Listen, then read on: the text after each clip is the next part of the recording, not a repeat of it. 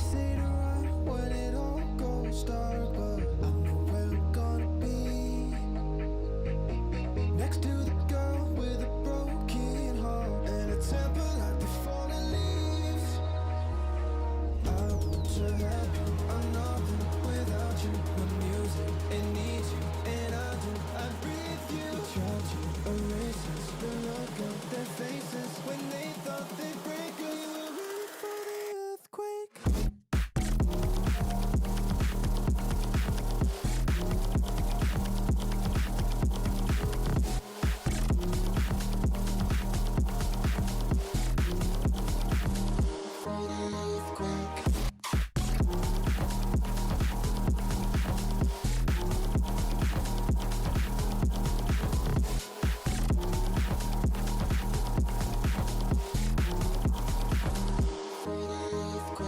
They say to run when the ground starts shaking, but I know where I'm gonna be. Next to the girl who can take my heart and fulfill my every fantasy. I want to have you, I'm nothing without you. My music, it needs you, and I do. I breathe you. Try to erase us, the look on their faces when they thought they'd break. Girl, you were ready for the earthquake.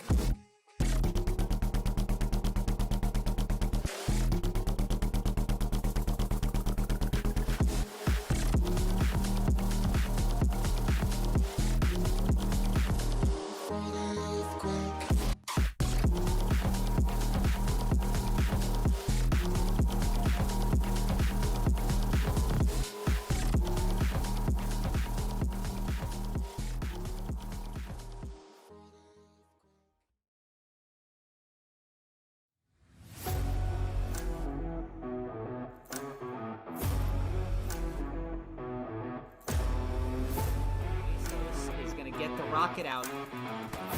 Takes out the garrison and a large amount of them. And we're like teetering on the edge. Oh my god! That's so many dead bodies. Oh la la. Il y a le big shot, le petit sachet vers le petit sachet. Oh no!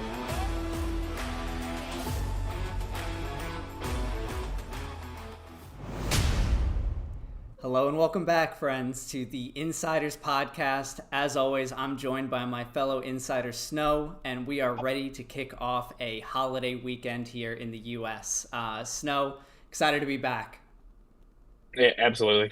Very excited week in Summit, and also some drama brewing on the horizons. Always something going on in our leagues, and today to help talk about it, and we're going to be joined by our very first guest insider.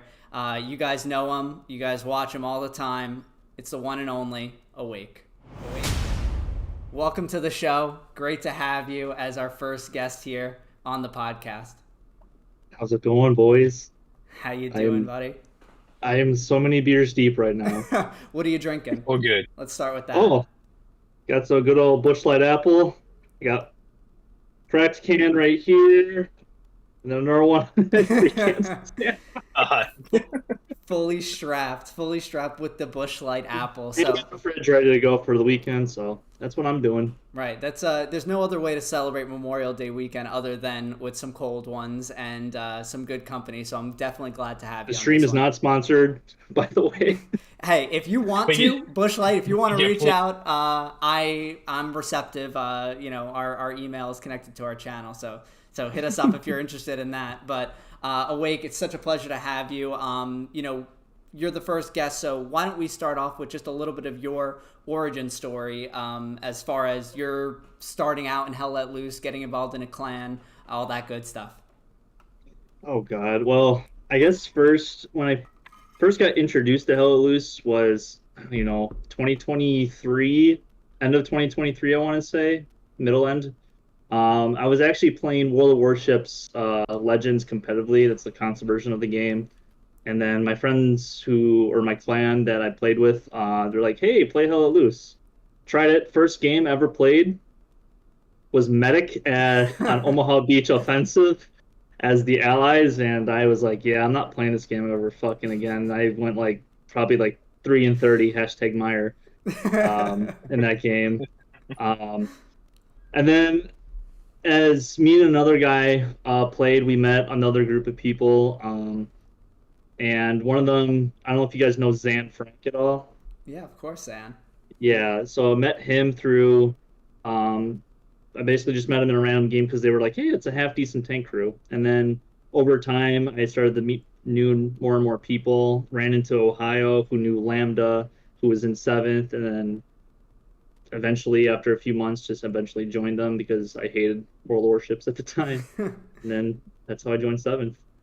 Yeah, so that had to be a pretty big jump going from, just hanging around with blueberries to playing with the seventh. I mean, I imagine at the time you didn't understand like where seventh was as a team. That was like before season 3. Is that right?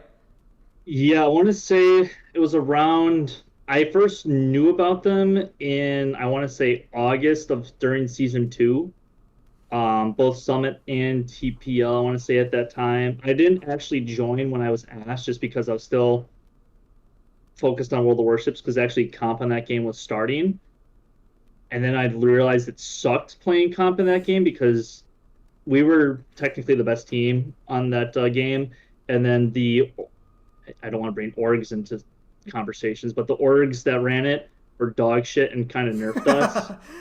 And then it was, yeah. And then I eventually got back in the Hallelujah, started playing with like Ohio, Lambda, and all them. And then eventually just ended up joining seventh, I think the day that they won season 3 finals against HLE.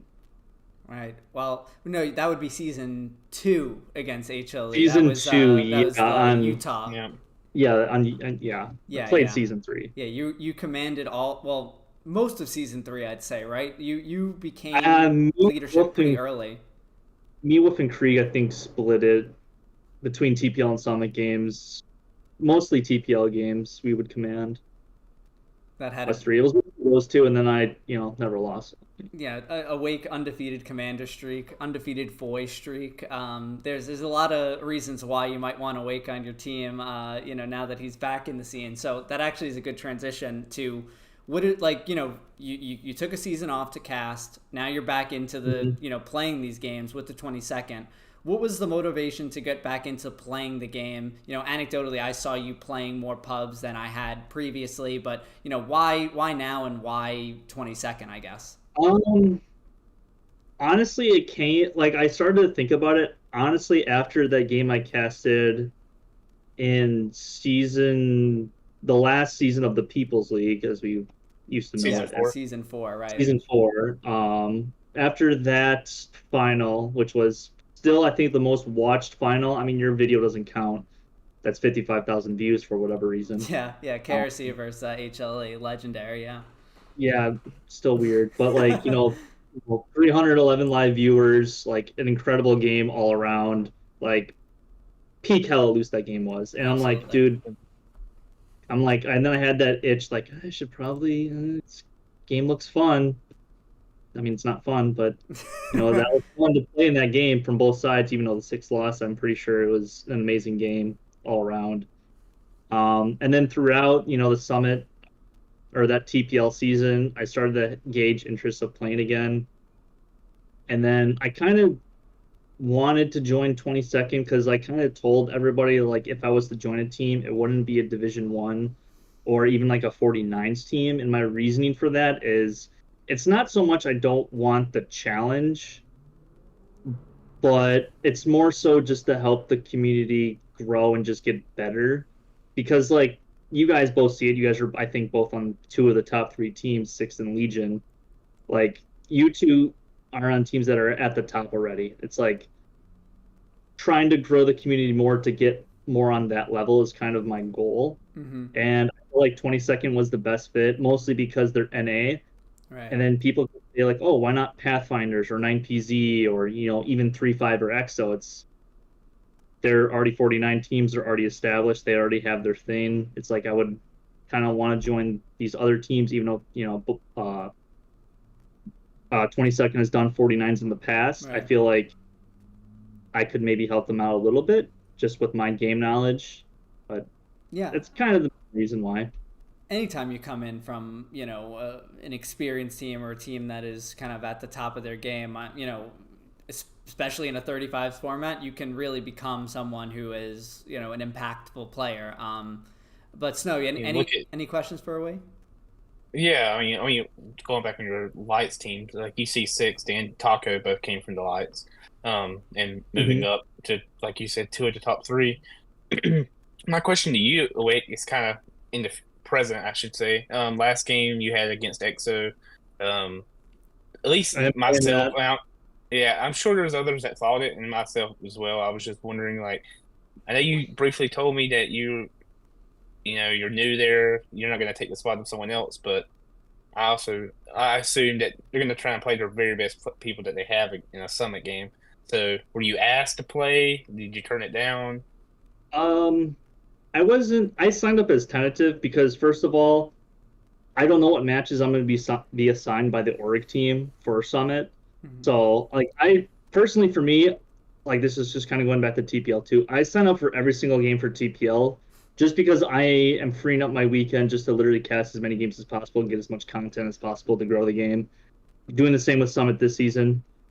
So that's what I did. Obviously, I can't, sign up and cast 22nd versus EXO. Like, that's kind of just a given at this point. You can't cast your own play. So I signed up as tentative. If they roster me, I guess I won't cast between that time frame that they played, is what it is. I did that for Legion and KRC when we played Merc, which was probably the right decision. But you missed a banger. It's more so I'm still going to be more so a caster than a player, I would say. But, I'm starting to kind of maybe lean towards 50-50, 51-49 still casting, over playing. It's not easy to do both. It's not. It's if you're serious about playing, at least, then you're serious about putting the work in, and putting that work in comes with a lot of preparation time, and that's time that is taken away from streaming, and I know that all too well. And but is there anything that, like, you've done casting that has kind of helped you in your playing? Like, is there anything you're thinking about because you've casted so many games at this point when you're in that moment? I mean, yes and yeah. I would say. You kind of just know. Like, I've only played one competitive game since I've been back. Obviously, it was against Merc on Foy Dugout Barn. You know where they're going to be coming from. It's Foy. It's not that hard. So, like, it's a tough question to honestly answer because I have one game under my belt for them. But I would say yes, just because you kind of know what the enemy is going to do and where they're going to be just based off of your team too. And, like, you kind of connect 1 and 2 together and be like, oh, this is what I have to do. This is what we have to do. This is what's happening in the game right now. Right. Awake, you have some competition for undefeated commander. I'm just going to mention Riley. Chat 1 second. Riley says that he's the undefeated commander as well. So we need to have a match, Awake commanding versus Riley commanding. Immovable object versus... Says Riley won as commander. What is that? How many finals does he won as commander? Oh, shots fired, Riley. Let us know how you're going to take that one. Tony Caparzo, best truck driver. I'm the worst truck driver. I just prepare the most because I'm so terrible. And Awake has the itch back from Eagles. It's hard to ditch it once you have it. And then Wani, Awake, make it clap. Every single time I stream. Every single time. Why don't we... Oh, sorry. Go ahead, Sam. One last question. Leading up into your Merc game with 22nd, is there anything that you said or done in preparation to that game, to 22nd, that you think may have helped them go over the edge? Is there any, like, maps or anything like that you did to help them? Not too much. Like, obviously, I don't want to give away the strategy of what 22nd had going into that game or the strategy in general. But for me personally, I literally spent like an hour and a half in the server throwing grenades over a building. I'm not even kidding when I say that. Like, that's what I was doing just because I know where the enemy will be.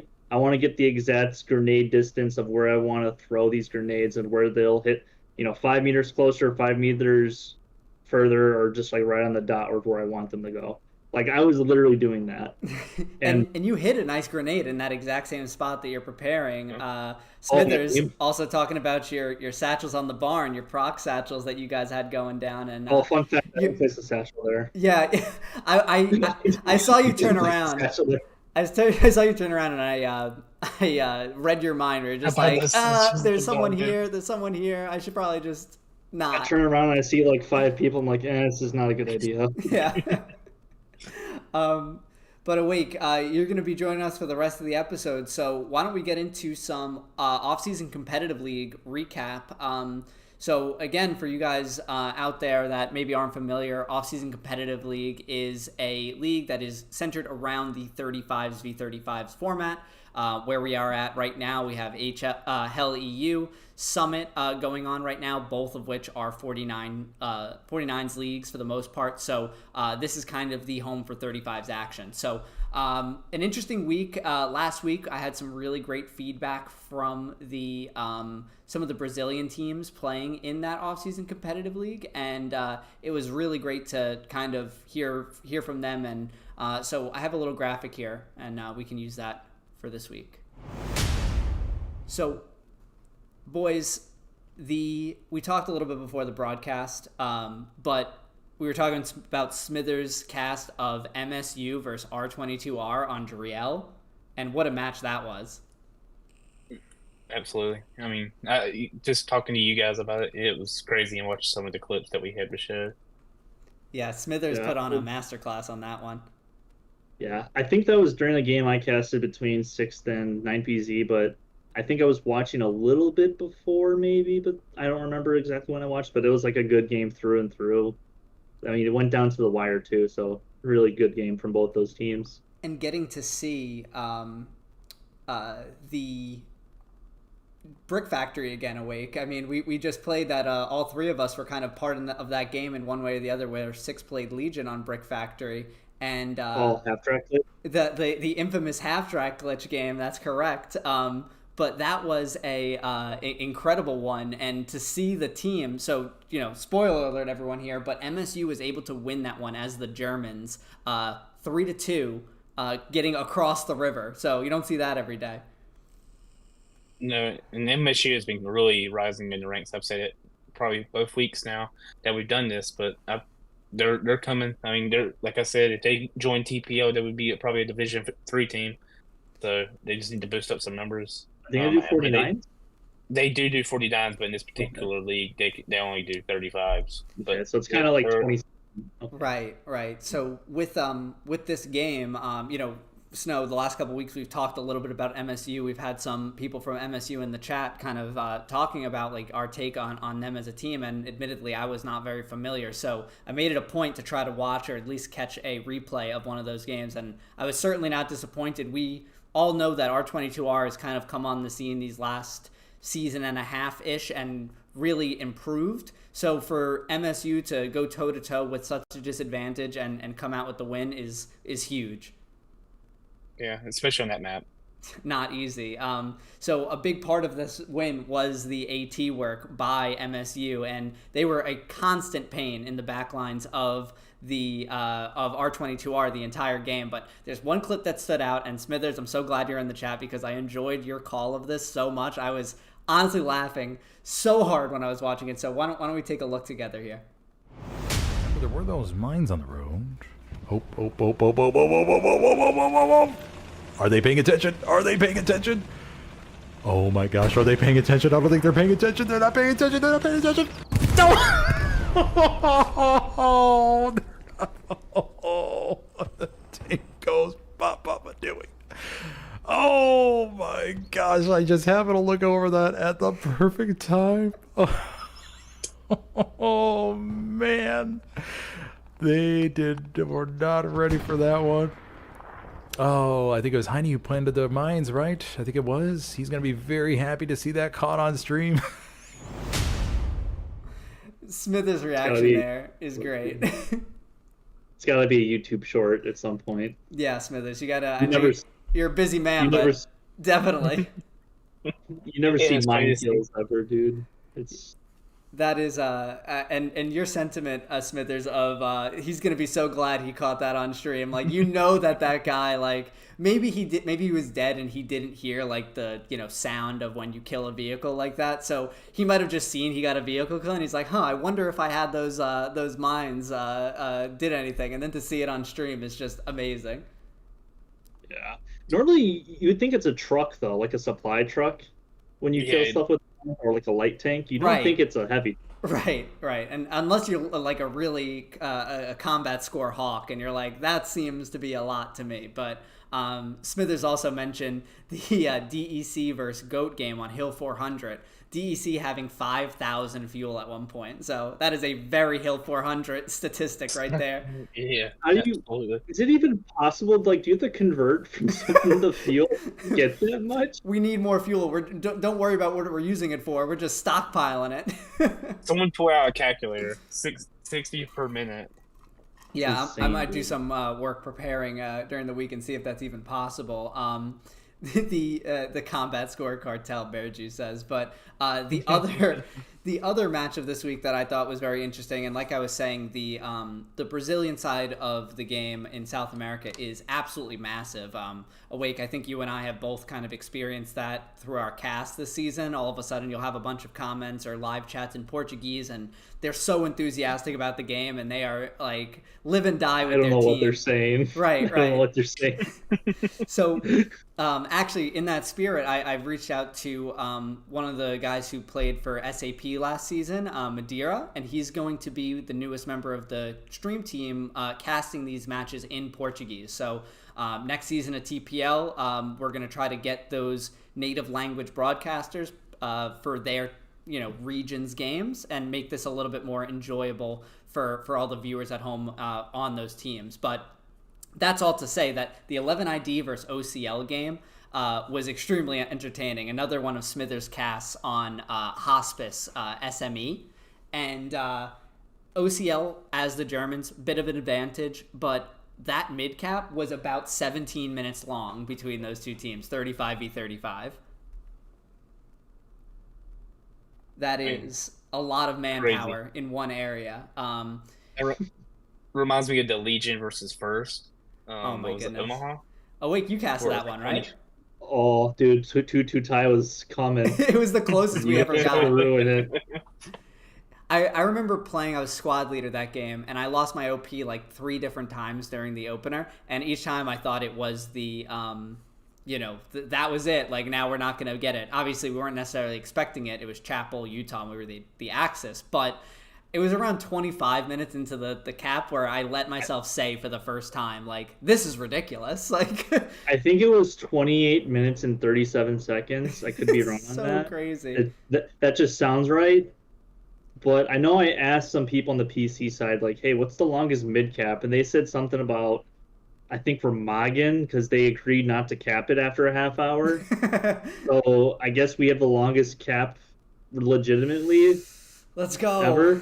That was an exciting game, and that was that's anytime you take like an unfavored midpoint and the two teams become so evenly matched because of that, super entertaining. But from this OCL match, I do have one highlight, and it's just to highlight the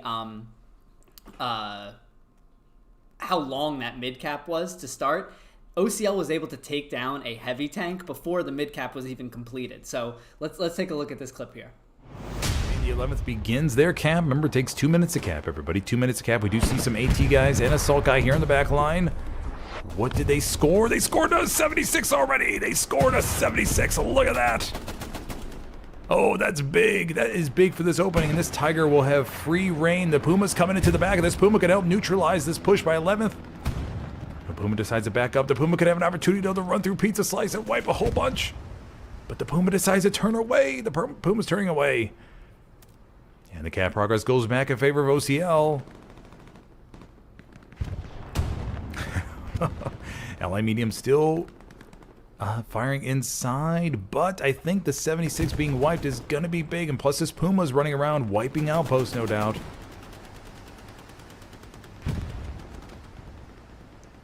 Some AT from the Allies will... No. Assault. Good old Fogel is right there, but he's assaulted.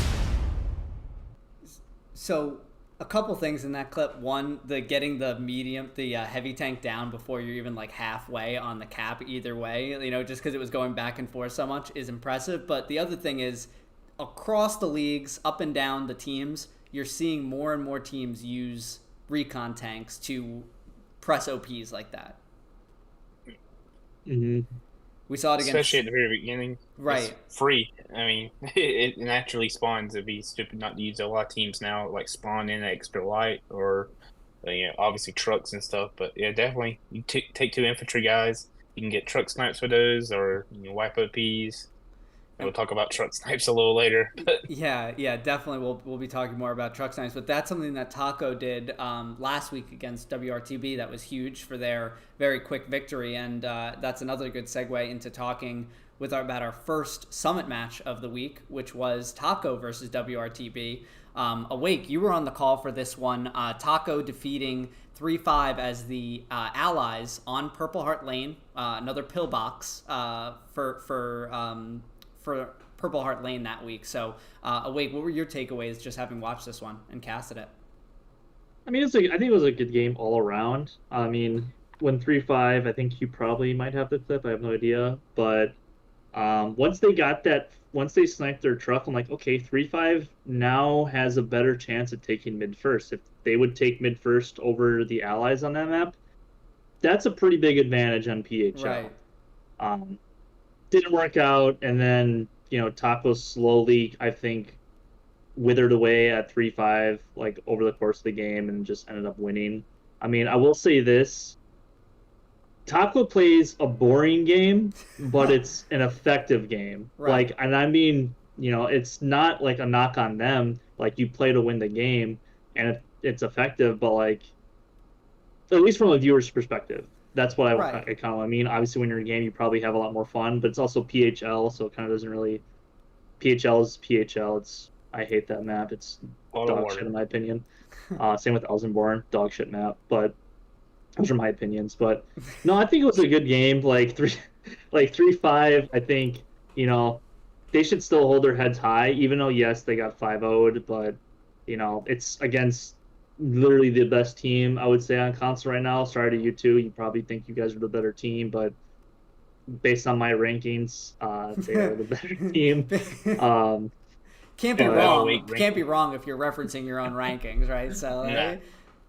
But no, like I think it was a fun game to cast. Still, like Taco played a hell of a game. 3-5, I think, gave him a good punch. I mean, a little bit of an exciting ending with that airhead with Itachi, who I know is in the chat, who killed himself with a grenade, and then Artie Round killing the other guy, but then also killing his teammates 30 seconds later. But I think it was a fun game to cast. It was a fun game to watch. Both teams should be proud of what they kind of did in that game. Why don't we take a look at that rocket snipe since we were talking about it, because I do have it, and it was so impressive, not just because of the one that hit, but because of the sheer volume of rockets that come in a little bit before and then after it. So let's take a look here. Our stuff is coming in. Rockets are coming in. Taco wisely avoiding it, actually nearly taking some damage, and does get a rocket snipe. Down goes one of the Taco trucks onto the border, and that's a good start for 3-5. But now they're going to have to kind of centralize this push. And yeah, Wake, that was insane. Like, you'd have them come in like threes. It would be like 1, 2, 3, 1, 2, 3, 1, 2, 3. Very, very cool. It's like 9-Maze Katushka, man-made Katushka strike. Timu. Yeah, Tunny says Timu Katushka. But that was huge for them. And when I was watching that one, I thought the same thing. That's exactly what you need to do if you're 3-5 to at least give yourself the best case scenario. Getting through those river beds into pillbox is a nightmare to do as the Germans. So giving themselves an early leg up, and it really did slow Taco down. They did not really get into the hard cap until much later, but obviously playing on pillbox is going to be pillbox no matter what you do in the end. Yeah, it's a bitch of a point for the Axis on that. It's probably one of the roughest points to push if you don't get, a good start. And 3-5 got a good start, but once you lose one or two OPs, which they did, and you only have like 2 squad leads, so max Right. 12 players, unless we get into spawn glitch fucking talks again. It's just a very rough point. It's so rough. Like even like when Taco was pushing towards 3-5's fourth, they had trouble due to Artie, and as you can see on screen right now, like the Artie, I think kind of saved 3-5 a little bit from getting Right. 5-0 quicker. That Like shout out, I forget who was on Artie for 3-5. I was in his squad, goddammit, but I don't think it was shout out to Comet this him. time. It wasn't Comet this time, I don't believe, but I did notice the same because obviously when I was putting together these graphics, a couple things jumped out to me. One, even though Taco outkilled, infantry-wise 1,400 to 828, the way that 3-5 was able to keep themselves in the game are the things that any good player struggles when they come up against. So machine guns, artillery, armor, all of those things together, it doesn't matter how good the player is on the other end of it, you're going to get machine gunned on Purple Heart Lane. You're going to get artillery. So that artillery dominance and the machine gun dominance was really, really good to see from 3-5, and I do think kept them in this game and in a competitive way too. It wasn't just hanging in. It was they were fighting hard.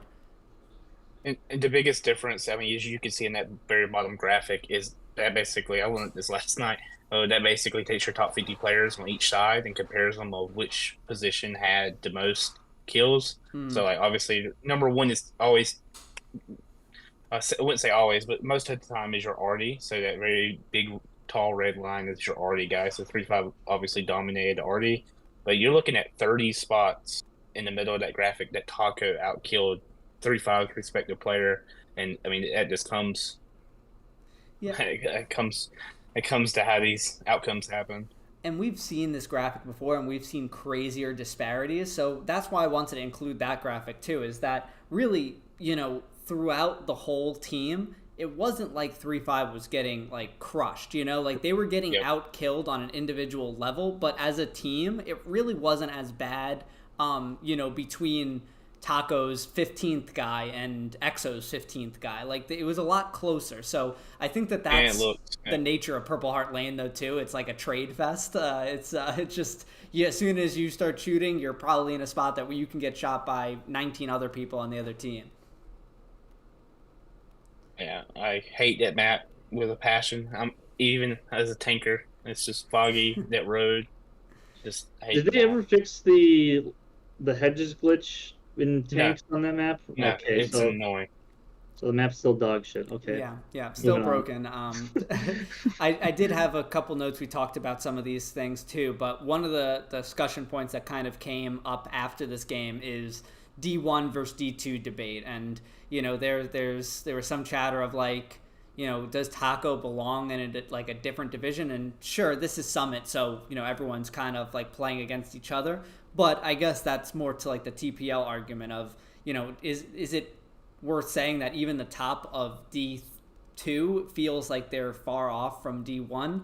I think that's a competitive argument to be had by the Orga team in the offseason, but I'm not necessarily in agreement. I think that very rarely is there anything that's 50-50 in Hell Let Loose, and anytime that there's a slight disparity, it's going to get taken advantage of in how people prepare nowadays. The better the team, the bigger, the better teams can exploit you. So if you have like a little small weakness, as you go up, that weakness is going to get bigger and bigger and bigger. I mean, I don't want to brag about 22nd, but anybody can beat anybody. It just depends. It's hard to say because we basically turtled on dugout barn against Merc. I will say that right now. But we did that to win the game. You play the game to win. But right. Yeah. I feel like anybody can beat anybody unless you're a team full of, I don't know, pub players. Yeah, I'm in agreement. I think Tony said it in chat. You give 3-5 a good point, and they can pull a 3-2. I'm West Bend. Yeah. I think that we're gonna get into preview for next week, but we have a couple really good matches in round 3. But One last highlight here from this match, and it was sent in by, I think Zom sent it in, but it's a clip from Dan with a really nice rocket takedown here.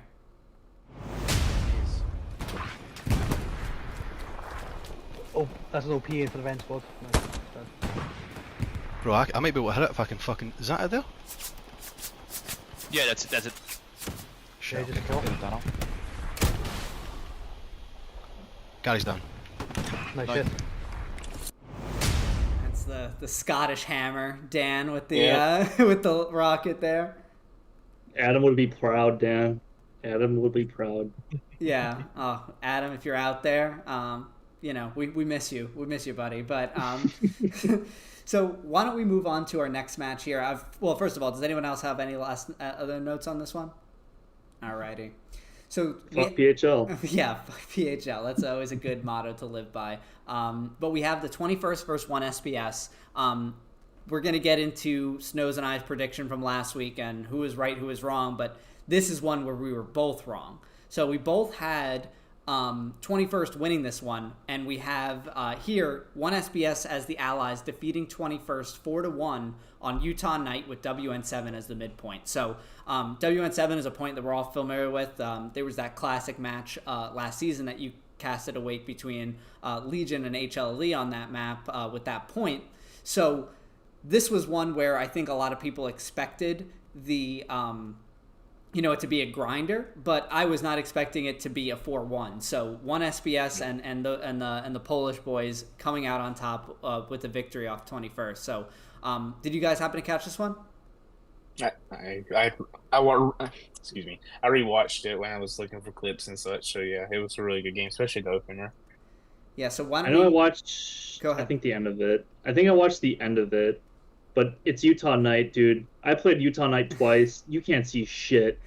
It's so bad. I think I got 130 kills as commander, and that wasn't even using bombing runs. Like, it was just I was finding random people in fields. It's people think that they can get away with a lot more than they can, especially you can. Yeah. You can. It's great. Well, Snow, you mentioned the opener, so that's one of the clips that we have for this week. So let's take a look here at 1 SBS's and 21st opener here on WN7.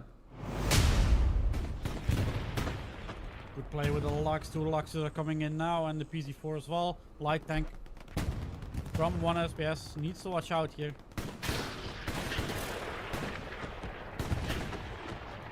Nice play.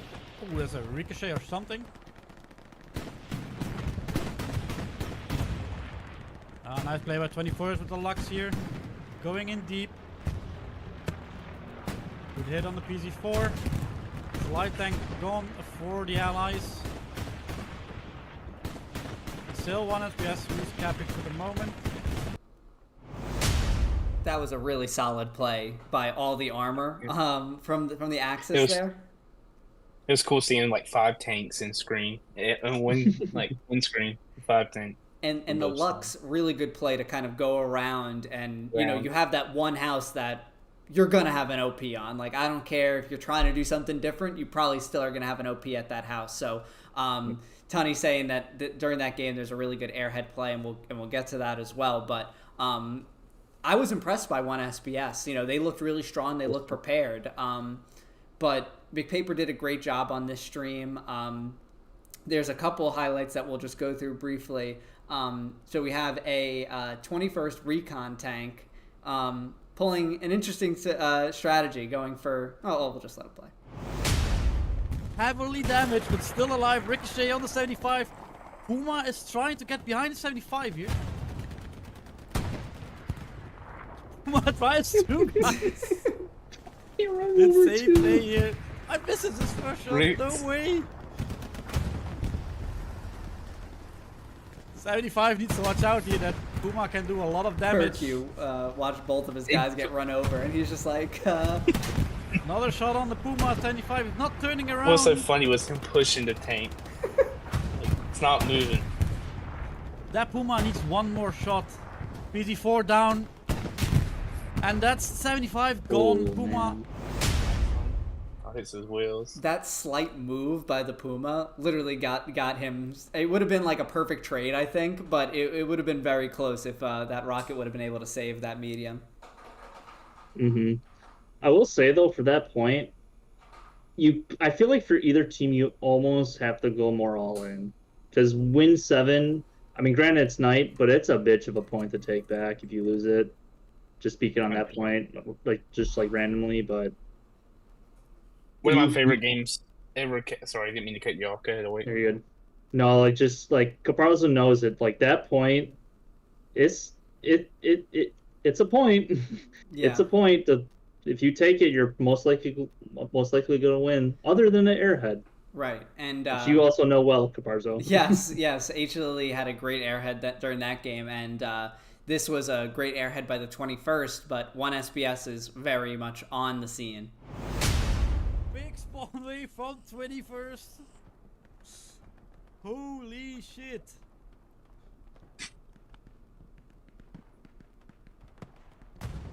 That's airhead gone. Airhead is gone. The really solid rocket.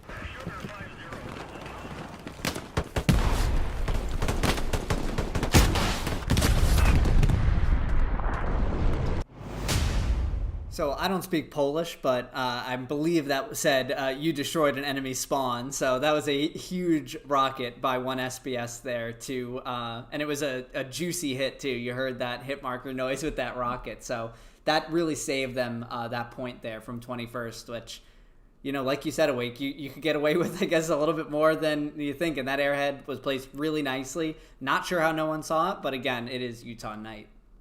Reminds me of the 8th Legion airhead. on Kharkov, Tunny's favorite game?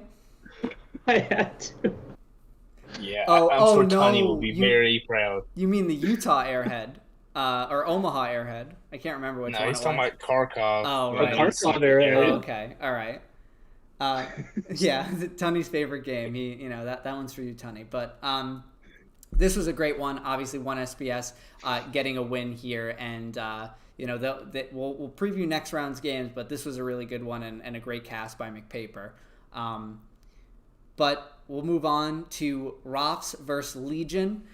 Legion as the Axis defeating Rofs as the Allies 5-0 in around 88 minutes on Foy Westbend.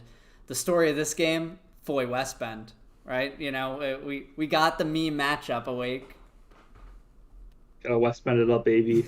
West Side. Love that point. Undefeated on that point too. As SL. And I think Foy's your map. Yeah. I hate that fucking map. And we played Southern Edge together too, Awake, back in the day on that against Merc preseason. Oh, yeah, don't remind me of the 150 smoke grenades I threw. I just rewatched that game the other night, and it's a different world back then, Awake. I can't believe, you got away with the things you used to be able to get away with 3 RD guns. And Dude, I looked at the stats, because I looked at it too. I went like 33 and 79. We were just throwing smoke grenades, refilling ammo off the explosive box, throwing smoke grenades. It was a disaster, and that was. Yeah, I bet Tony does love Foy too, huh? Mm-hmm. Yeah, Tony does love Foy. Your invincible thoughts. But we got this West Bend matchup, and I thank the Robs boys for giving us a little bit of a meme matchup here, and they played it well. So let's take a look at some stats here from the game. One thing to note is the pack gun statistic is definitely bugged. It's something I realized probably after I took this screenshot. I think what the game looks for is pack in the kill feed, but only the German AT gun is called that. So that's why you're probably seeing 26-0 pack gun on Foy. Like, what is Rofs doing? Like, no, they absolutely had AT guns up and they were using them very effectively. It's just a glitch in the stats. But across the board, I mean, kill-wise, pretty close. Only 100 off between these two teams. Yeah, and just for reference, how many of those 26 pack gun kills did you get? I think 23 or 21. I was a pack gun merchant that game. I was going decidedly negative, and then I just decided, you know what, I am going to be a tank the rest of this game. And I think poor man's artillery. Right. I got like 2 76s and a medium, and I was like, it was the most fun I've had playing Foy in a while, because outside of that, I was just KIA screen over and over again. Rofs played this really, really solid. They had a bit of an unfortunate situation early in the game where I think we've seen it before. I know to mention Tunny's favorite game, the Kharkov game, we were trying to do rocket snipes, and I think it was Chosen who was on top of the truck, and he shoots the rocket, kills our entire truck. So unfortunately, Rofs had a similar situation happen to them in the start of this one. You want to go to the clip of that really quick, just while we're talking about it? So there's two things happening in this clip. The first one is a legit rocket snipe that he was able to hit. It's a gorgeous one coming, you can see it coming in. And then the second one is the accidental TK. And then the third one is a pre-planned snipe hitting the truck as it comes through. So let's take a look. Tanks pretty much back to back in each other's pocket here for Rofs, heading north directly to the quickest way to the point, which is West Bend, that they'll be fighting over very, very shortly. In about 30 seconds, it's gonna start to light up. It's going to kick off. Fleetlock leading, 2 tanks following along in the convoy. First shot comes off that truck, gets whacked. The boys pop out. Oh, goggle fart almost getting run over by that tank. Did the truck driver get snapped and everyone else in the back of the ute survived? By the way, they all jumped out. Yep. The ute had a bust up. Another big shot from the tank. One survives, and it's still rolling. That is amazing. The Legion boys practicing this throughout the week. It's all coming together perfectly well for them. Bubba blew each and the lads shout out to Lads Let Loose, boys. Yeah, absolutely. I think that game had some of the best camera work I've seen during a cast, and that's no offense awake, but just how they had the multiple cameras and they were on top of it that game. It was very entertaining to watch back, but an extremely unfortunate scenario for the Rofs having to deal with that right off the bat. Their whole offense kind of going down to a couple snipes. So not how you want to start on West Bend. Sure. No snipes happened. We'll get to that, Snow. Let's not foreshadow too much. I have a little bit of a fun edit that we'll show later on using that clip, but obviously, all in good fun. But it's unfortunate that Rangalicious, I believe it was, accidentally hit that shot. It was not ideal, obviously. Didn't mean to do it, but that's just what happens in Hell Let Loose, and it's what happens when you're playing on these out of region servers. But a lot of good moments from this game. While we were talking about AT guns, we'll quickly look at a triple tap that the Lads Let Loose caught with on one of the tanks here. Well, not given up once. We've seen a lot of boys throw themselves into open field over the last 20 minutes to try and take that 4th point back from Rofs, but they've unfortunately been unsuccessful as we watch these tank battles. Wow! Ooh, wow. 3 shots and it's staying up. Lick it on, trying to get out and repair this thing. Doesn't want to get run over though as the tank starts to move. And Bubba Boy, Django. Jesus fuck. Yeah, probably Django Wango.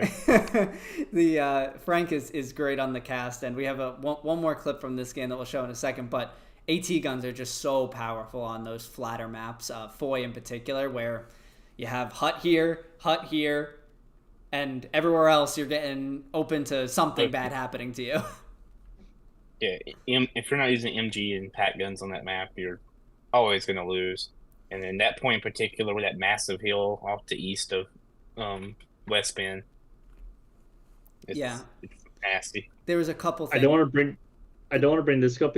I don't want to bring this game up again, but that's, I feel like, how we won against Merc, against 22nd D Merc, is you built 50 AT guns that game. Right. That's just Foy, that's PHL, that's Kursk. Right. And that's just how you have to play that map. I do agree with you, though. That game was extremely impressive, where it's and for all you infantrymen out there that are in these games like this and you're just getting grinded into a pulp by things completely out of your control, it's not about building the AT guns and manning them effectively. It's about rebuilding the AT guns and manning them effectively, because you're gonna die. I think in that clip, that was the 3rd AT gun I built in, like, you know, maybe 5 minutes. So, you know, you switch the support player, you switch the AT gun player, you build another one, and you get right back on it. And a lot of the times we'd get a tank down to like 1 shot, they'd fully repair, but we'd get the next gun up and take them out with that next one. So such a big, important part of the game is just staying with it and building those AT guns in spite of the fact that you're just getting blown up every time.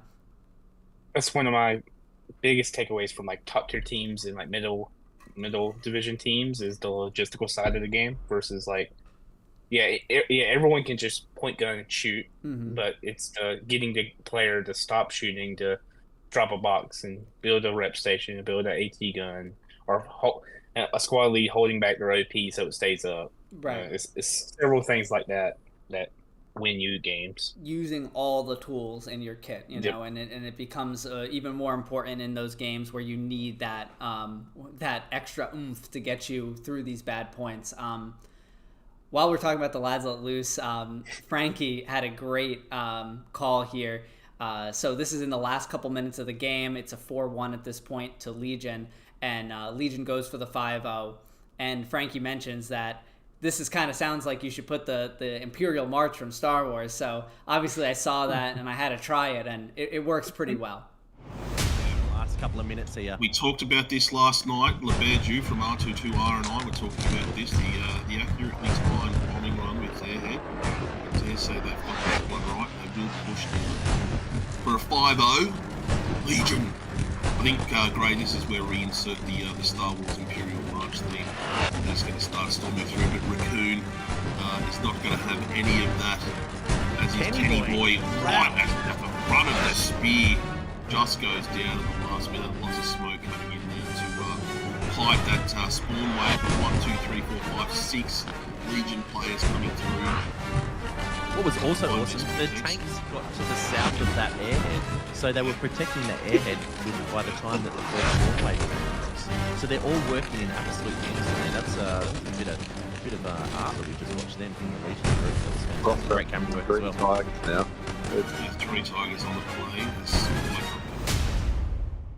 That was very exciting to put together, and great job again by the lads let loose. I love how you guys are none of you guys are in your winter uniforms either. Just like ever since they changed the UI for that, it's just too much of a pain. Just whatever I'm rocking, I'll rock it. It feels like after every update too, they just reset it anyway. Yeah. So I don't change it either. Yeah.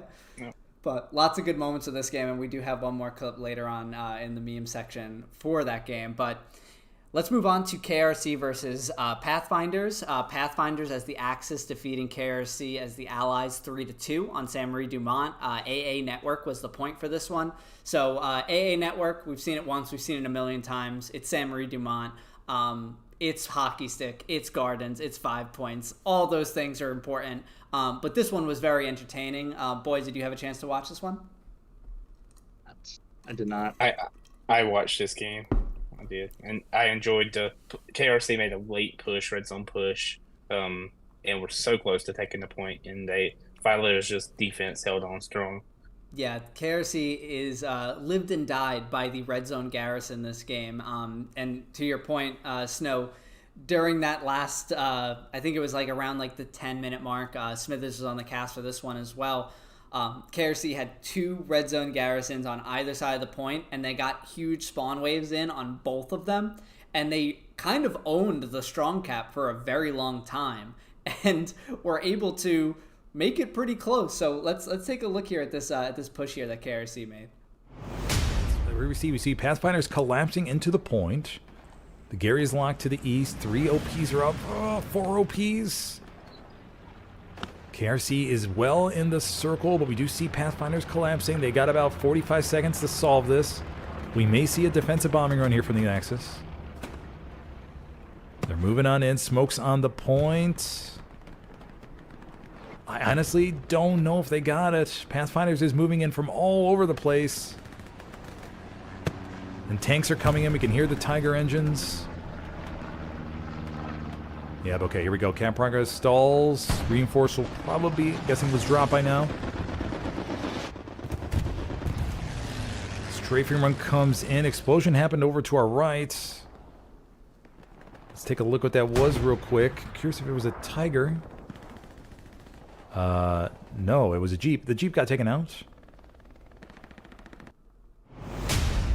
And you can see just how close KRC was there. Maybe another like 3 or 4%, and they will have taken that point. But Pathfinders quick on the defense, getting their manpower, collapsing back, and able to hold on for the 3-2. Yeah, and we talked about the red zone push. It's just, if you're Philo, man, it's just so hard to defend against that. If you're all pushing from the flanks, then Philo's just going to walk forward, and they'll have control of your line, and they can put pressure on you. But KRC almost had it. It was just a few more gunfights, and they probably would have had it. Agreed. But still a strong outing by KRC, just coming up a little short there against the Pathfinders. So Snow, why don't you take the lead on this next one? 6th versus 9PZ.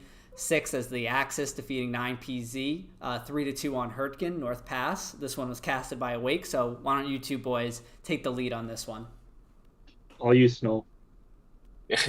Man, I hate to say it, but it was a really boring game. Oh yeah, it was armor. We missed the truck snipe because when we watched back on stream, it looked like 9PZ drove from the spawn to all the way through the forest. It was super weird, but they didn't get sniped. And but the opener was pretty basic. Hurtgen, it's just such a boring map. But I will give 9PZ credit. Their MGs, every tree had an MG laying at the base of it. It was so annoying to push. It was just one of those games where, yes, we probably could send everyone to try and push to take the point and possibly lose it. 9PZ was hindering our back line. But it was just such a boring. It was like a stalemate all game. And I was there in the Lux that wouldn't move, apparently. No, like, there was going off your point about like how Hurricane is a boring map, it is a boring map, even for me to cast it, and maybe for the viewer, just because that's how the map is. I said it numerous times like before, but like Hurricane is like one of those maps that like you just don't get a lot of, not necessarily like kills or anything like that. It's just like you just play it slower, and I think like that, like 9PZ maybe kind of played into that against you guys a little bit, and that's why you guys didn't get anything more than a 3-2 win. But yeah, I think that was still a strong showing from 9PZ. I mean, I casted, 9PZ and Legion basically, 5-0'd them whenever they wanted, and like against you guys, obviously you guys had a little more difficulty, but I think it's a still strong showing from them, as well as you guys too. Like you guys basically dominated. Like there's a little bit of a concern, I would say, when they got that red zone Gary up towards the end of the game, but other than that, like you guys basically just like held your ground and just sat comfortable and just took the win and just moved on to 2-0. That was kind of I guess there was a point in the game where we had an airhead up. I think in the like first 15 minutes of the game under 4th point. I think we started attacking, but I think we only sent like 4 or 5 people, pilots and Wilco, I believe, and Lil G. But I think looking back, we probably could have been a little bit more aggressive and maybe would have took it there. But yeah, exactly right. I mean, in the 8th we played against 6th in like the TFL, and they beat us in like 50 minutes. And they took our truck, so they definitely can roll. But yeah, I mean, give 9PZ credit. I mean, I don't think we have I can't see. We don't have the MG graphic on our stats right here, but the MG difference was astonishing. I think they have nearly 100 more kills by MG than we did. And just that heal, they were just laying there. It was so annoying to fight. And their armor played really, really well, in my opinion. It's a little surprising to hear that they have that much of a kill disparity against you guys with MG, just because you guys were Germans and MG42 go Burt, and I think a lot of it came to just people wanting to run. I think it was going to be a quick game, and they were just like you said. I think 9PZ played a little bit more like slow and. They played more. I would say this: they played more towards the map than you guys did, even though they lost. I fully agree with you. You guys held down that main road, just sniping their 76s back and forth. I mean, there was a point when they had a 3-1 heavy advantage, and it's Herc and Forest. You're gonna get AT'd and satcheled and AT guns off that hill because it's North Pass too. So, It was one funny moment where we pushed our tanks up. We were like, okay, let's break through, and it was not. Get stuck on fucking everything. I was gonna ask you guys. I'm like, what the hell are these two Tiger tanks doing? We were bored. That's the excuse. We were bored. Your tank almost rolled down the hill. Crazy. We did not almost roll down. I had my driver keep the brake on. We were fine. That's why they have a brake there for a reason. Oh man, Snow, you just opened yourself up to I'm not gonna say it. We'll get to that later. We do have a good clip here from the opener of this game, and I just thought that this was interesting. Anytime you're on North Pass, it's going to be tough for the Axis. So let's take a look here at the opener. Hard cap first, but no snipes happening for 6 on their side on to 9PZ, which is going to give them a little bit of, I think, a morale boost. I think not getting a truck snipe on Herc and Forest North Pass is really nice as far as not getting at least getting rocket sniped, but knight at the face with the actual infantry, no cheesy little stuff. The Stuart is kind of just rolling in.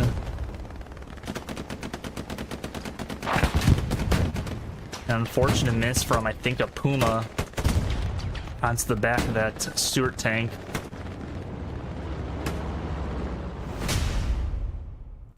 And you can see just how dominant kind of 6th was in terms of having so much of that opposite side river control by the time 9PZ was able to go in. And like you said, they didn't get sniped, but maybe the routes that they took slowed them down and really kind of impacted them. It's always a delicate ballet you're kind of playing as a truck driver when you're doing your routes. Is all right, is this too obvious? Am I going to get sniped? But is the alternative letting them slow me down without even having to snipe me? So it's kind of that constant game of and when you're playing against the 6, you probably err on the side of we're gonna get sniped, so you want to go more conservative. What's your take on that? Me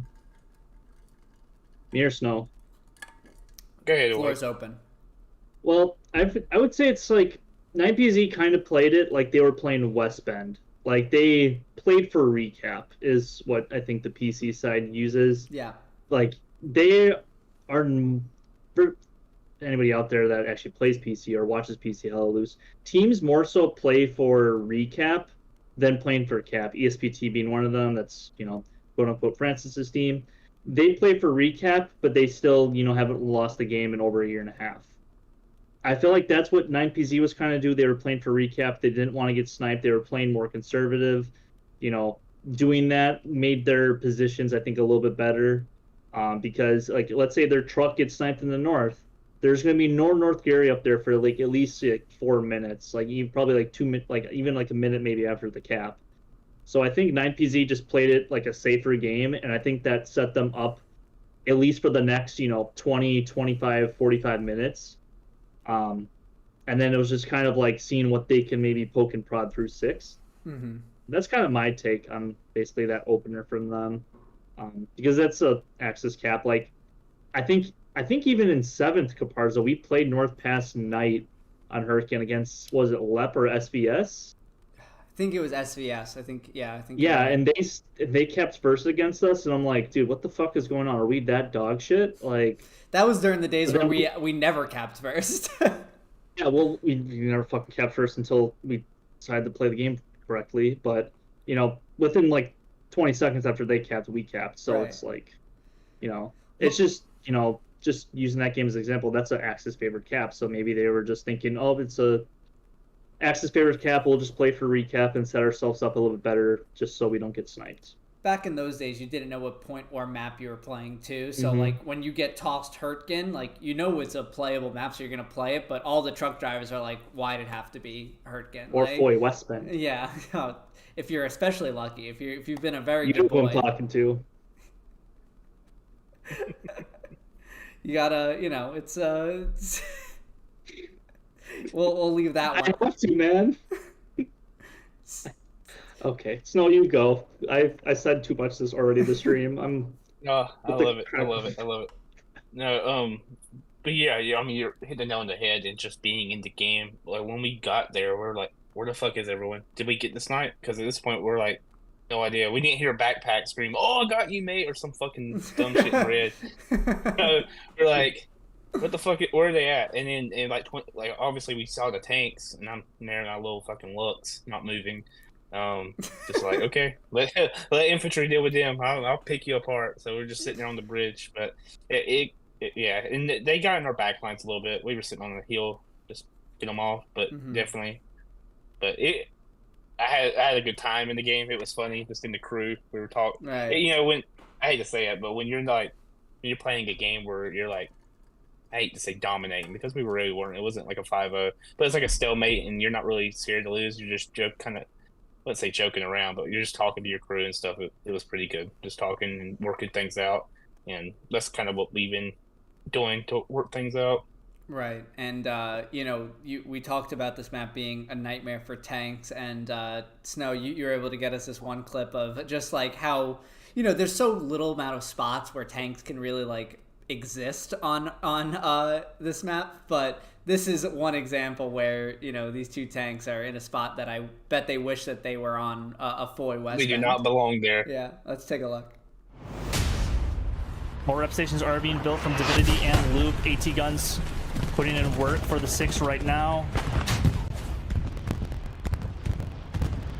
Divinity just one more shot can get this 76 dead, and it will go down. So those are two tanks that are having a difficult time over there, and just getting beat up by artillery and P strikes and infantry. Just everything. Not a good time to be a tanker, but that was a great match, and Awake, fantastic job on the call as always. Why don't we move on to another interesting map because of the map, and that would be WRTB versus First. First as the Germans defeating WRTB as the Soviets 3-2 on Stalingrad Railway Crossing. So our first Stalingrad that, to my recollection, has ever been played on console. Second. What was the first one? Technically, Ruffs and 22nd played right before Summit started in a friendly. Who had more PlayStation players during that one? AKA, who won? Well, I've never casting a fucking Stalingrad game, so that's kind of sad. I'd crash, have to make a new crashing video. Yeah. As we all know, Stalingrad not typically played because of the crashing issues, but it was very interesting to see this one, especially Casanova was on the call here, so I was extremely immersed throughout the broadcast. To bring us up to some stats, there's a couple things that really stick out to me here. And, infantry kills, be damned, who really cares? But the machine gun by First was incredible this match. Yes, they have the MG42. Yes, the Soviets have the DP. But 16-203 is incredibly monumental of a difference. And, WRTB obviously trying to use the DP, but with the bipods the way that they are and the MG42 being what it is, you really can't fault them that bad for getting so blown out in this particular stat. Yeah, but you gotta try. I mean, Jesus. Yeah. But go ahead. No, it's just like the DP is not that bad of a weapon. I feel like, as people say, like personally, I use it because the hip fire on it is amazing, but that's also because I'm trying to meme in a pub match. Right. But like, in a comp game, like, you still have to use it just for the suppression factor. Like, even if you're not killing, you're still, the suppression on it is better than anything else that you have, except if you're, close range with the, PPSH drum mag. Yeah. So it's like, I feel like you still have to use it just for that aspect. Like, people, I feel like, don't even pay attention to the suppression aspect of the game as they should, because it's annoying. I will redeploy if I'm getting spammed by 9 fucking Thompsons in a row, which I've done before. Yeah, the most annoying shit in the world. That's something I looked to keep in mind as well, like especially during my openers, like picking MG off the start and knowing the lanes that the enemy is going to come through. if there's any point of the game where you have a really good idea of where the enemy is going to be coming from, it's that first like 7 minutes of the game.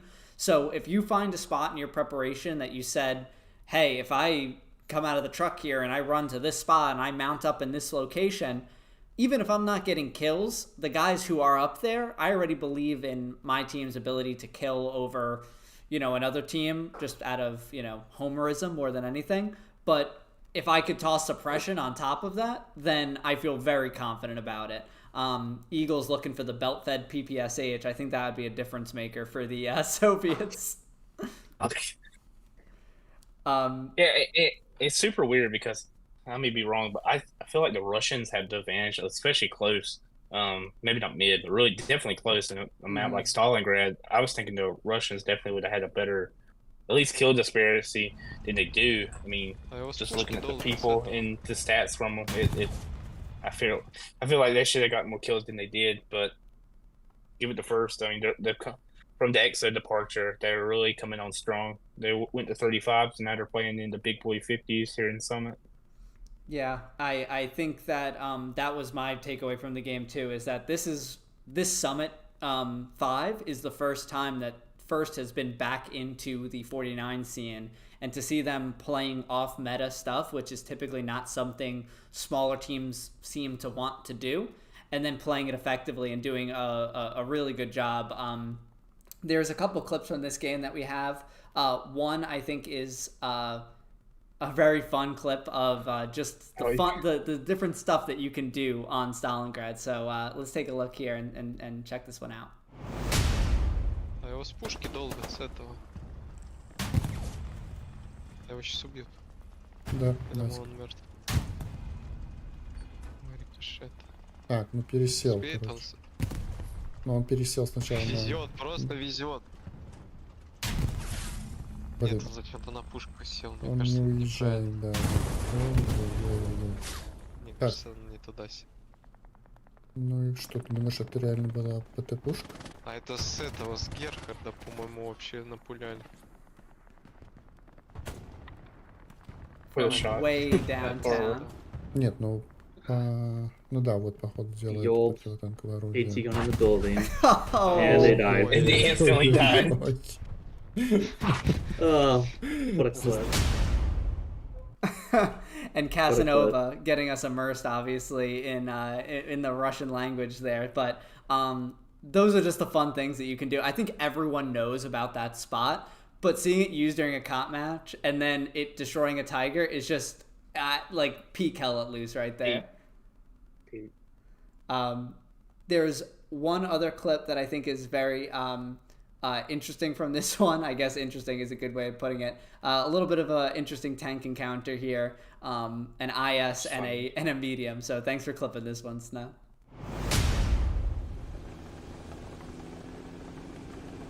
Ну если сейчас Шапазон выйдет и заберет этот тяжелый танк, Не, у него нет выстрелов. ну возможно. Мы же не Ну так знаем бы он до его конца. забрал, если бы были бы выстрелы.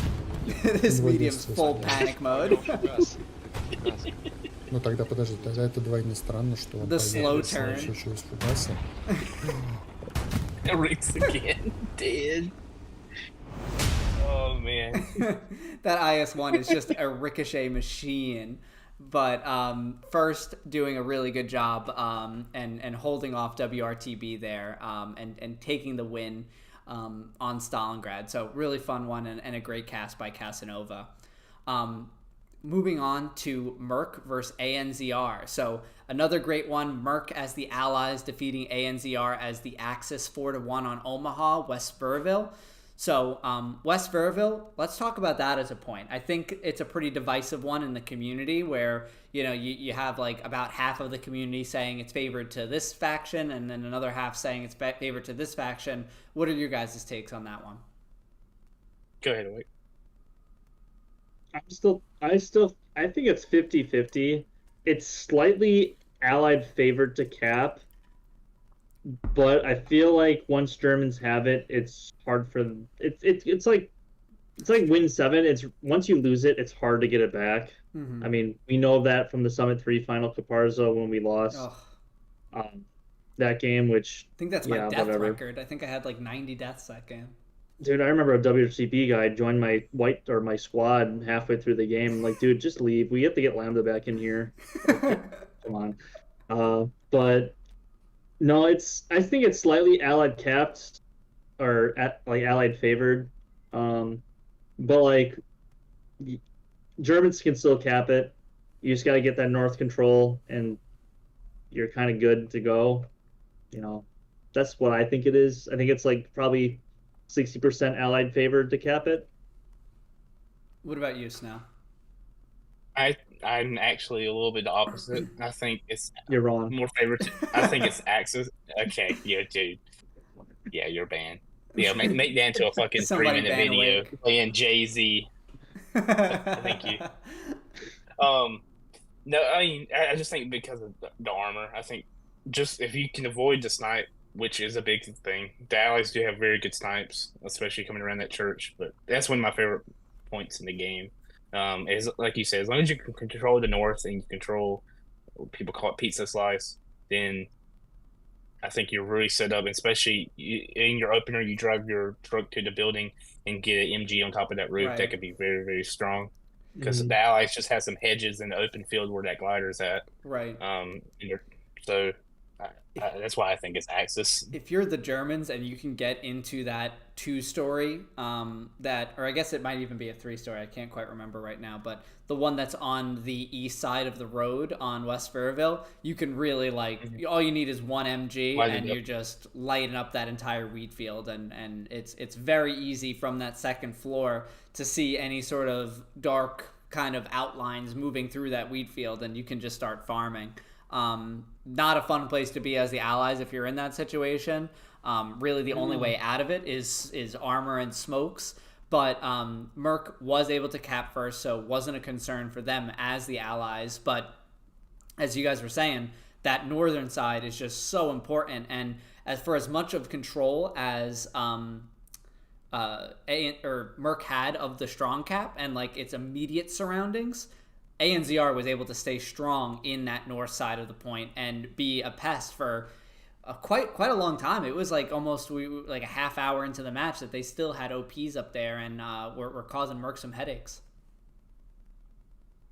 Yeah, and that's really good to see from A&ZR as well. But definitely Merc coming off that upsetting loss and regrouping back, playing A&ZR, so they definitely tried to show their muscle a little bit. But I gotta give A&ZR credit for not getting 5-0'd, so a good 4-1. Yeah, Merc showed a strong showing. Their experience definitely shone through. But considering that A&ZR is brand new to 49s, or this is like one of their first times playing 49s, very impressive, and they did a really good job. I see. Can we hurry the Maho Joe clips? We'll get there. Don't worry. We have quite a few. My highlights from that game are mostly Maho Joe having a really good time on the admin cam. But before we get to those highlights, I do have a highlight. Thank God, Awake. I do have a highlight or a couple ones from this game. The first one is from Shadow or Chris's stream, and he caught a very sneaky satchel being placed by A&ZR, and I can't say I've seen a satchel placed here before, but it is extremely hard to see, so maybe some tips for you guys out there. For you guys. Medium and the Stewart, satchel by one chance here. One chance satcheling the medium. Did it? Did he satchel?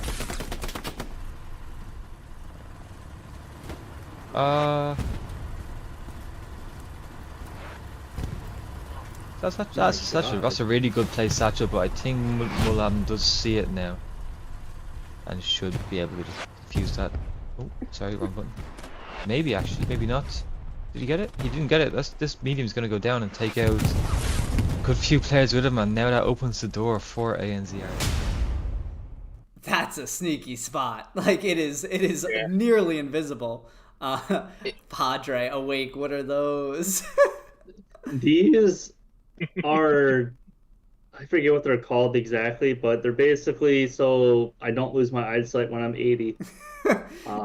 They're like what, like blue light glasses? Yeah. I have a pair of those as well. It's what they are. Yeah, I really wear them all the time. The hell let loose rec specs is what we'll call them. Actually, I don't want to bring up more. Well, I guess we'll get into it. But they're actually Rainbow Six Siege brand. Oh man, that's too pertinent to later God. this episode when we get into some of the things that people like to do in that game. Dude, I use controller on PC. I don't care what people say about my skill. The Ali He's G really good. shades. Shori. That's a good one. But yeah, let's we're happy that you're not going to lose your eyesight a week. We need you to cast these games. Yes. It's 80. Yeah, until you're 80, right? Hell Let Loose 2 might be on the horizon by then. Yeah, we might get the update where we fix crashing on Xbox. Nah, dude, that'll be right when we get the Mortar update, or maybe even the Japanese will get around that time. Yeah, I might get the bipod update because they said that last update. Dude, that bipod update, it like anytime we think of the machine, it's gonna be bad, dude. It's gonna be so bad. We're gonna have to like ban MGs in the future. Yeah, like the one thing preventing the entire competitive community from just getting annihilated by MGs all games is the fact that the bipod just doesn't work. Like that's the only barrier. The problem, I don't want to get into it now because we're still doing this, but I'll say it now since we're on it. The problem with the MG update is since like it said like you can go basically 360 up and down like all around, right? Right. If you're on like a head glitch roof and you get it to a way, you can basically be shooting on the other side of a roof without being seen. Like your barrel through the clip. Yeah, your barrel's going through the house. Right. Yeah. That's the issue I'm gonna have with it. I'll test it out on the PTE when that comes out. I'll stream that. MG Go Gate. check out my stream at youtube.com/now-awake. Just kidding. You definitely should check out No, Awake, but like being serious, like that's what like some issues I do see with that, but 100%. I guess we'll see when it comes out. Well, luckily for us, Summit is on top of it. They will have that banned so quick. Yeah, no MGs. No, MG-less league. No MGs, no half-track glitches. No recon OPs are fine. Damn you for showing our secret strats on stream. You guys did it on friendly. It's not my fault. I'm in agreement. Awake. You're not gonna find a co-conspirator in me here, Snow. But we do have one more highlight from this game. It is the Season 2 MVP Cap C on the case here with in the back lines of A&ZR. Trigger disciplined. Seen Yenza guys pushing in here. Good kill on Goofy. Bender does not respond here. Another spawn wave. Ooh, Cap needs to watch out here. Good step. Good kill from Cap. 2 big kills with the Garand. Still 2 more guys to win the battle. He can flank around and get the garrison. He probably does not know that. Another good kill. Vintage still here. And Cap also gets the other one. What a play by Cap here. Garrison still up, so still dangerous. Such a good player. Yeah. Cap C's been at it for a long time, and he's as good as ever. I mean, that guy is an OG, and we've been talking, Snow, about having some of these OG guys on at one point and just doing a bit of a clan history, and that's definitely in the plans for us. So for all you viewers out there, we definitely see your request for that and are going to try to do that. But bringing it back to this game, great game by Merc. Recovered after I guess you can say an upset against the 22nd and Mr. Undefeated on Foy here, but they never had an option. It's playing Awake on Foy. But a good recovery. Just forfeited. Yeah, right. The game is already, we already know what's going to happen here. But bringing it to another game that I think people were looking at coming into this week is EXO versus 22nd. EXO defeating 22nd as the Germans on Elsenborn 5-0, 45 minutes, dugout tank. So there was a funny meme that Echo posted before this week's game saying about, we just saw dugout and said and hammered the play it button. So I don't think both of these teams probably not familiar so much with Elsenborn as most of us, I feel like, are in the competitive sense. But Awake, you didn't play this one. Anything you can share with us as far as what the game plan was going into things, obviously without giving away too much? It's hard to say because Elsenborn's a weird map because I've only played on it in like public matches like maybe 10 times. Like Right. Then that's being kind of generous. I just don't have fun on the map personally, so I don't know the exact game plan of what everyone's doing because I didn't play in it. But I kind of do know an idea of what they were playing it, like going to play in it. But I think we did get a truck that was sniped at the start, which obviously sucks when that happens. And personally, I think we just lost like the gunfights, just hands down. Like if you just look at the Archon, like we just lost them hands down. Like it's a tough loss for us. Like it sucks. Like I didn't play that game for them. But it is what it is. Like we live and we move on. Memes are made, like I did like the week prior. But it is what it is. We moved on. We were obviously focused on our next match. But I really don't have too much to say because I didn't partake in it or watch really any VODs just because I've been too busy with my real life work job. But it's Elsenborn. It's a off meta map, and the map is whatever. The map is dog shit. That's what I'm basically trying to say. I don't care what anybody says. Map is dog shit. We're moving on. All right. Yeah. Summit round 3 preview, please. Not quite. Not so fast. We still have some Maho Joe clips to get to, but. Okay, those are fine. So I guess we'll go with the unpleasant clip first. So take off the glasses, Awake. Maybe lose that eyesight a little bit while we have our first clip of Black starting off the 5-0 for EXO. EXO set up really nice here with a red zone Gary that set up nicely for a double cap here. So this is Black for EXO getting the thing started for him.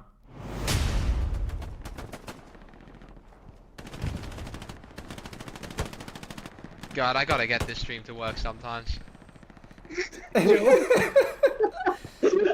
Listen, give me some slack. First stream of the season, okay? Oh my God, massive small wave. Gets two go down, 3, 4. Black is just taking bodies. Exodus, another spawn wave off that garrison front door. This is all open. It's all open to them. They know the garrison there. Down goes Bones. Bones will be calling it out. Black is charging for the Gary. Good play from Black. He locks it out. Black gets the garrison on the front door and the cap.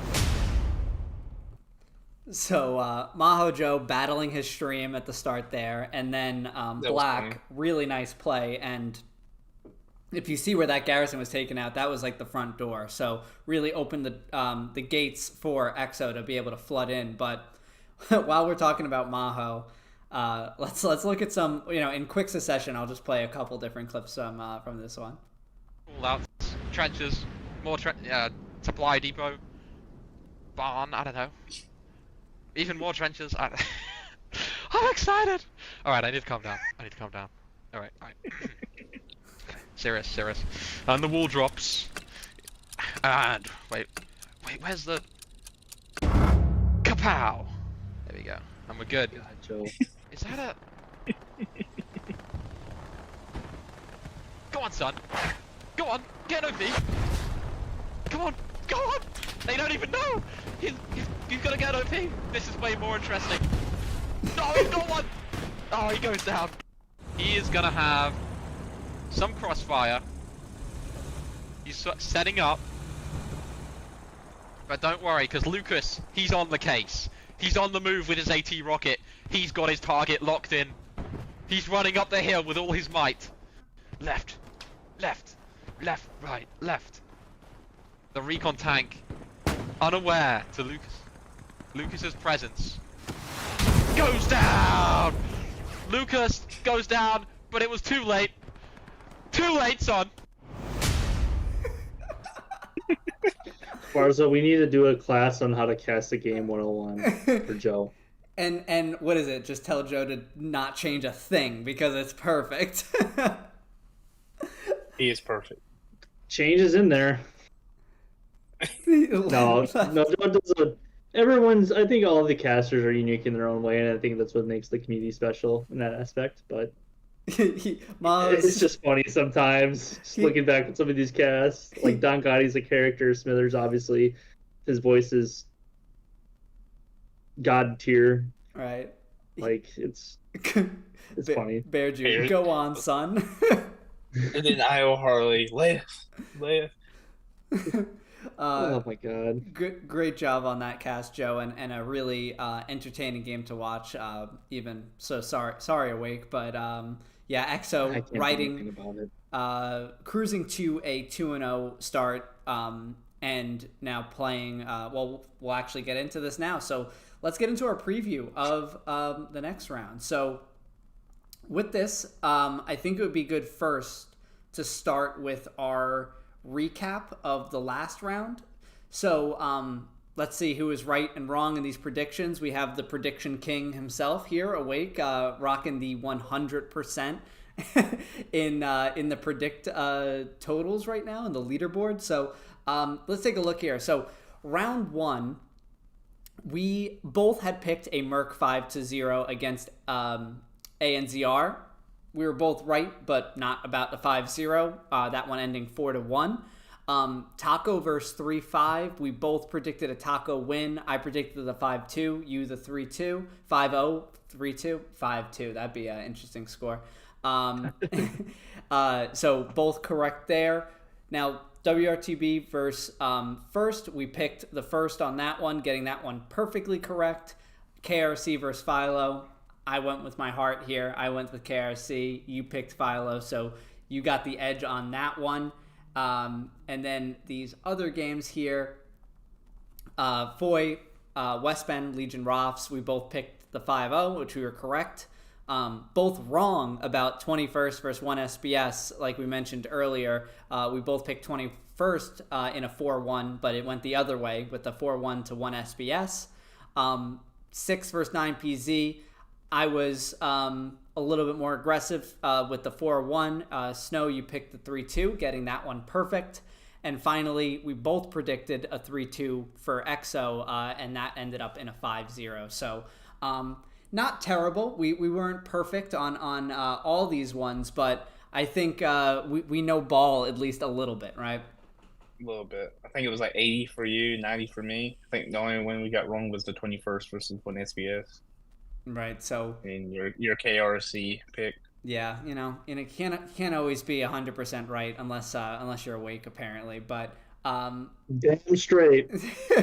let's preview some of this week's matches and get Awake's picks for this one too. So I haven't picked yet.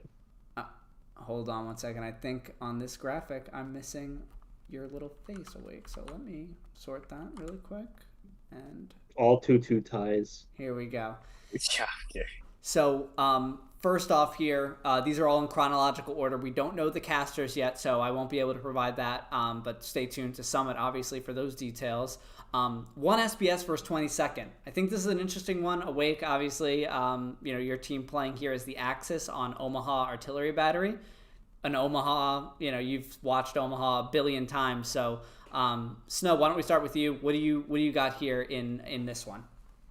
I need to know one thing. Wake, or are you playing? I don't know yet.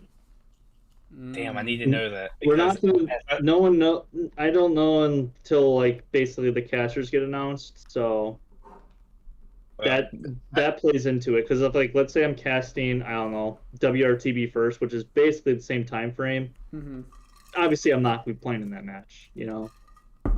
Yeah, well. So you have to go blind here, Snow. I don't want to make a meme again. I'll make a meme. Okay. I'll pick the 22nd 3-2. I guess I'll deal with the Polish memes if I'm wrong. You're not gonna know what they say. They're gonna talk mad shit about you in Polish now, dude. You're done. They do not like me. So Awake, you're gonna be a homer. What are you picking? 5-0, 22nd? Oh, I'm picking. Depends what the fourth point is, honestly, because it's Omaha. Mm-hmm. No matter what the fourth point is on Omaha Allies, it's like, 300, 400 meters away from both hard caps. So if it's in line, it's going to be a little bit tougher, but if it's like offset towards wherever the middle point is, I don't remember. I think it's going to be a 4-1 us 22nd. Just depends, how we play that day. I think in EXO we played, bad game. I think we're refine everything for this one and dog on some people. All right, so a 4-1, and I think I'm kind of in agreement here with the Allies Axis breakdown here. I'm probably going to pick a 4-1 to the 22nd, so we'll log these, and we'll see how wrong we are next week. But moving on, Polish memes on the way. Polish memes are going to be hot off the presses next week. But WRTB versus 21st on Carentan Night, Canal Crossing. 21st is the Allies, WRTB is the Axis. Snow, why don't you give your prediction here first? Carentan Night, Canal Crossing. I am going to go with WRTB. I know it's not an Axis favorite point, but I think WRTB gets their first win of the season. The German armor and the MGs.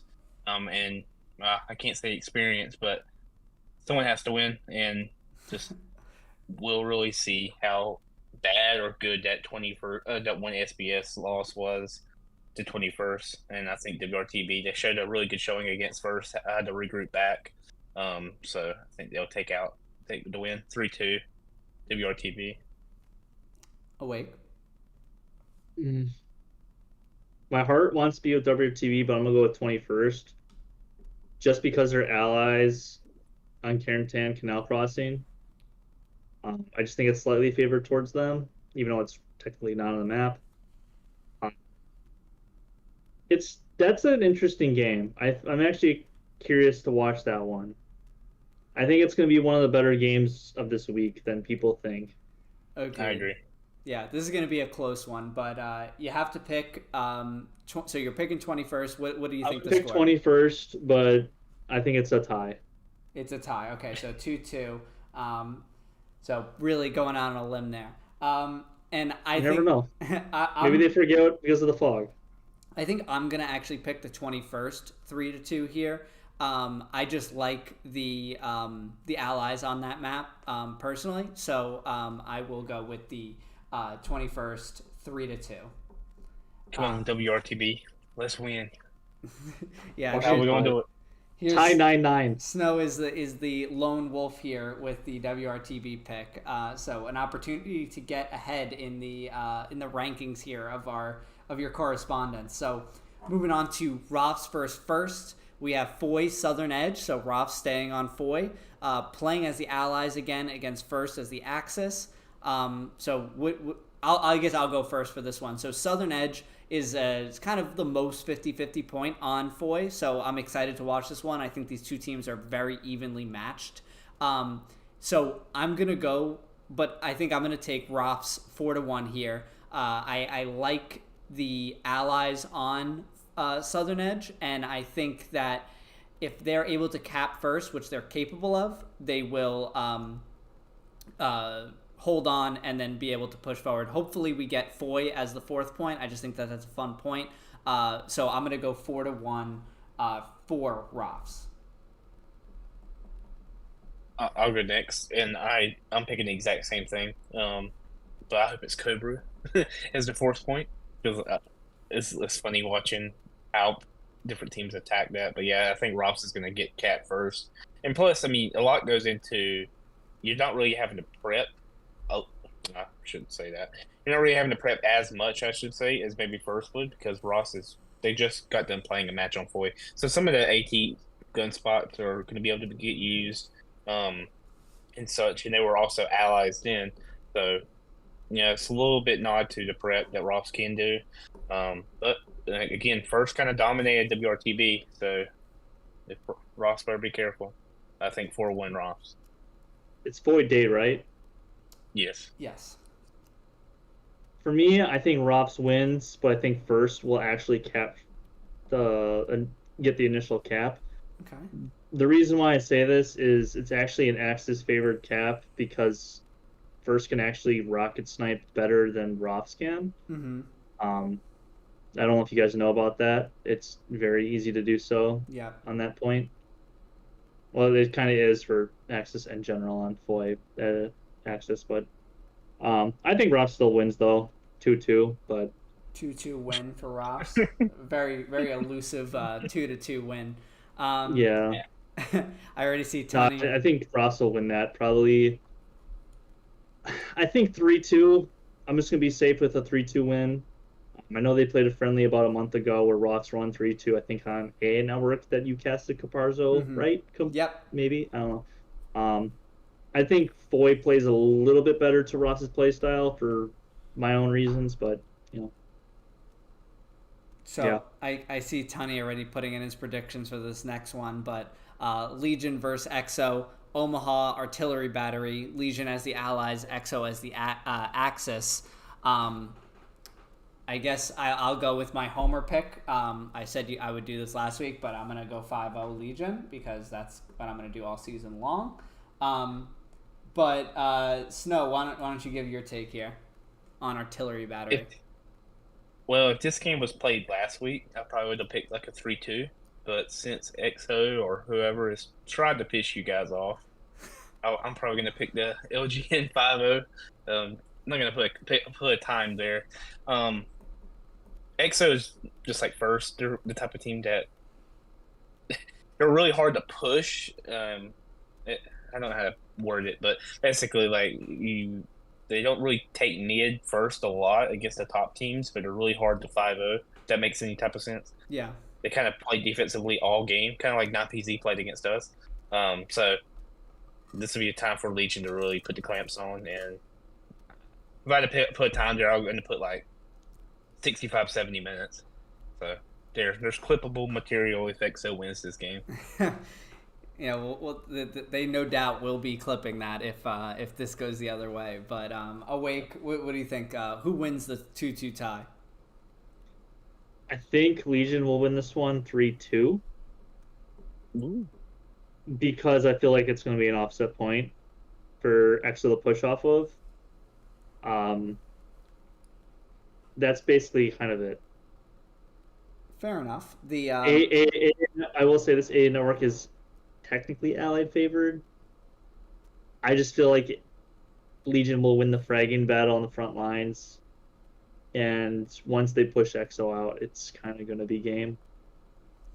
Yeah, I think. Even though EXO's going to put up a fight. Yeah, it really depends how that initial reset goes. Like whoever caps first, whoever's able to be in a better position, and whoever forces the other person onto their heels there, I think is going to be a big thing to look out for in any sort of artillery battery match on Omaha. But moving on to an armor. Yeah, that's. I was just saying, their armor. EXO, if they want a chance to win this game, they're going to have to play their armor differently than they have these past 2 weeks. Their armor's got Germans. I think the one thing that is the German AT. EXO has to use that good against you guys. If they don't, I think you guys win. If they play AT the way they should play AT and really effective, they will beat you guys. Yeah, that German AT is extremely powerful. I think a lot of people think maybe otherwise because you have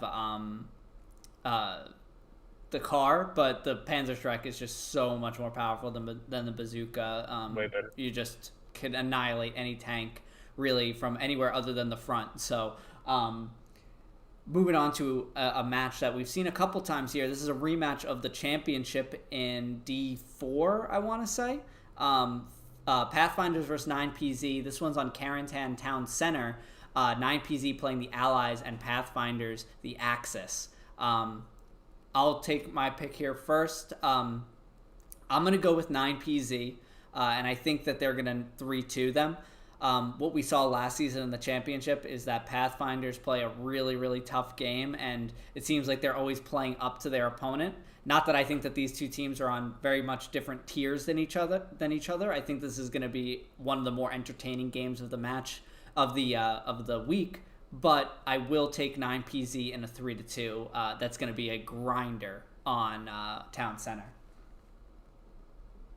Yeah, but I'm going to pick Philo with the win, or Pathfinders with the win, just because I think the snipes that can be done, and they played so much. They both know each other's tendencies. I think it's kind of an Axis favored point. Please dispute this, Awake. But being able to just get bodies in hard, just being able to get bodies in hard cap way more quickly, and then if you're not careful as the allies, you can get bottleneck around that turn that leads into the point, that like T intersection. So if you're not careful, you easily get truck sniped there from tanks or anything that can happen. But the church is going to be vital for both teams. They need to both definitely make sure they capture church, and I think whoever controls the north will win the game. So what's the score then? You have 3-2 Philo. Lots of 3-2s. Town Center is a tough one to do anything more on. Obviously, you can get ruins if you're. I guess it would be the allies and be in a really rough spot. But definitely agree. The 3-2 is probably likely here. Awake, what do you see? I think Pathfinders finally wins against 9PZ 3-2. If 9PZ gets ruins, like you said, I think they're in a little bit of a trouble. A little bit. If they get pumping station, I think they actually get a little bit better of a chance, as you know, offset points usually aren't like a desired thing in the community, but for this particular midpoint, I think it's beneficial to have offset points. Right.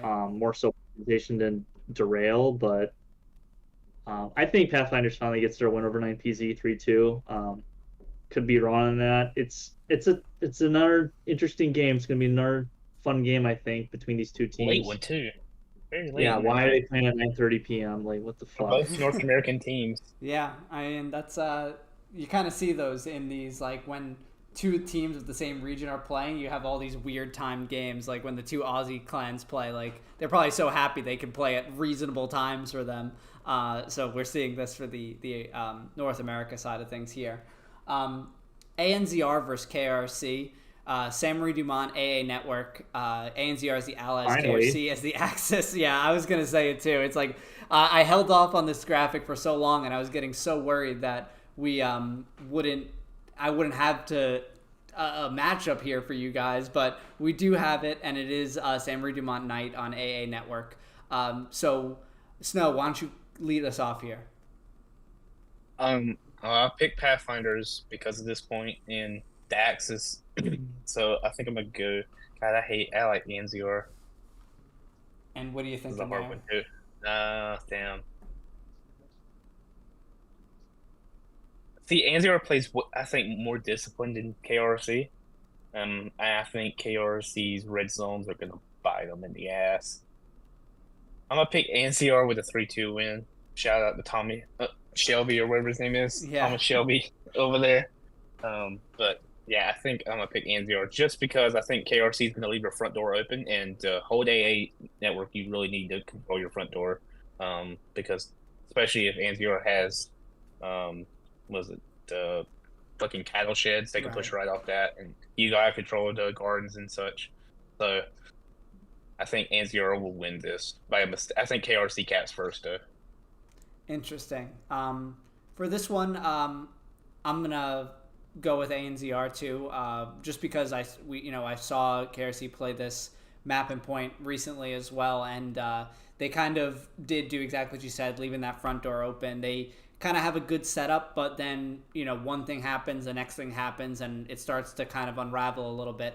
I am gonna take this one 4-1 to A&ZR. I was very impressed with how they played against Merc, and I think that they'll kind of keep that train rolling. Awake, what do you say here? It's a tough one. I'm gonna go against you guys and go with KRC. Honestly, for no reason, just to go against you guys. That's kind of the main reason why reason. I think KRC will win, is just to spite you two. That's basically it. I'm happy to be any team's motivation if they need it. But so at least they'll avoid that graphic where it's like every single correspondent picking against you, and usually in those cases the memes get made pretty quickly. So you taking that one 3-2, or you think it's going to be something different than that? 2-2? 9-9 tie. 9-9 tie. All right, we'll put that in the books. I think it'll be 3-2. Kind of going against Snow's point about cattle sheds. I think cattle sheds is the worst point to get as your 4th point as allies. I hate defending that map with a passion. In the chat, I didn't mean to point. I meant like just pushing off that. But yeah, you're exactly right. Yeah, but I think it's just fuck cattle sheds, dude. I played a game yesterday on that map. I wanted to fucking whatever. Go and move on. So we have a real banger of a match here for this one. This is Omaha Artillery Battery again. 6 versus Taco. 6 as the allies. Taco as the Axis. Snow, why don't you kick this one off? I'm gonna let you guys go first. Okay. I'll go first. This is gonna be a tough one. General convention is that the allies are favored on this point, but Taco is the Axis. This point is a very automatics favored point, I think, on the map, especially like during that mid-cap time. So it's going to come down to the mid-cap. I think it's going to be a long mid-cap, but I think Taco takes it 3-2 in a like grinder of a game. It could just as easily go the other way. I would not be surprised, but I'm just going to go with Taco based on, my experience playing against them. Tony, wow. You want me to go ahead. Yeah. Yeah, go ahead.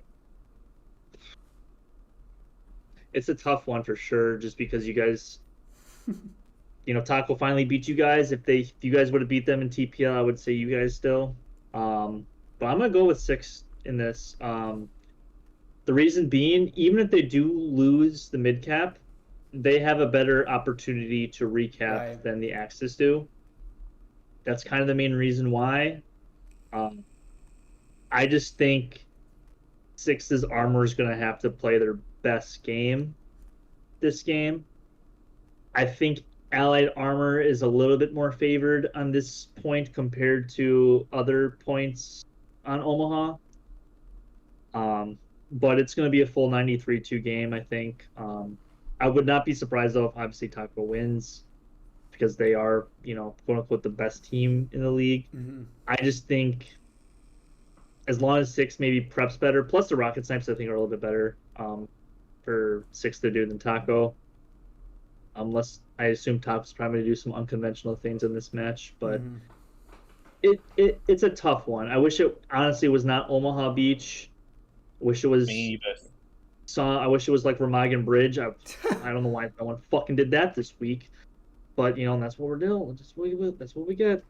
But it's gonna be a 3-2 full 90 fest right on the red blue line. Yeah. It's just a hard one to pick, to be honest. I agree. It's really hard. So Snow, what's your pick here? I mean, I'm obviously gonna say 6, 3-2. But Shocker. There was, yeah, no. And like it's funny that you bring up like the long mid cap. Damn, our finals game, it was so long, and it was like I think like you mentioned armor as well. I think we all agree. We lost at mid cap because one of our tanks, our first heavy, that's how long it dragged out, got killed. The kills were kind of just back and forth. The point was changing back and forth.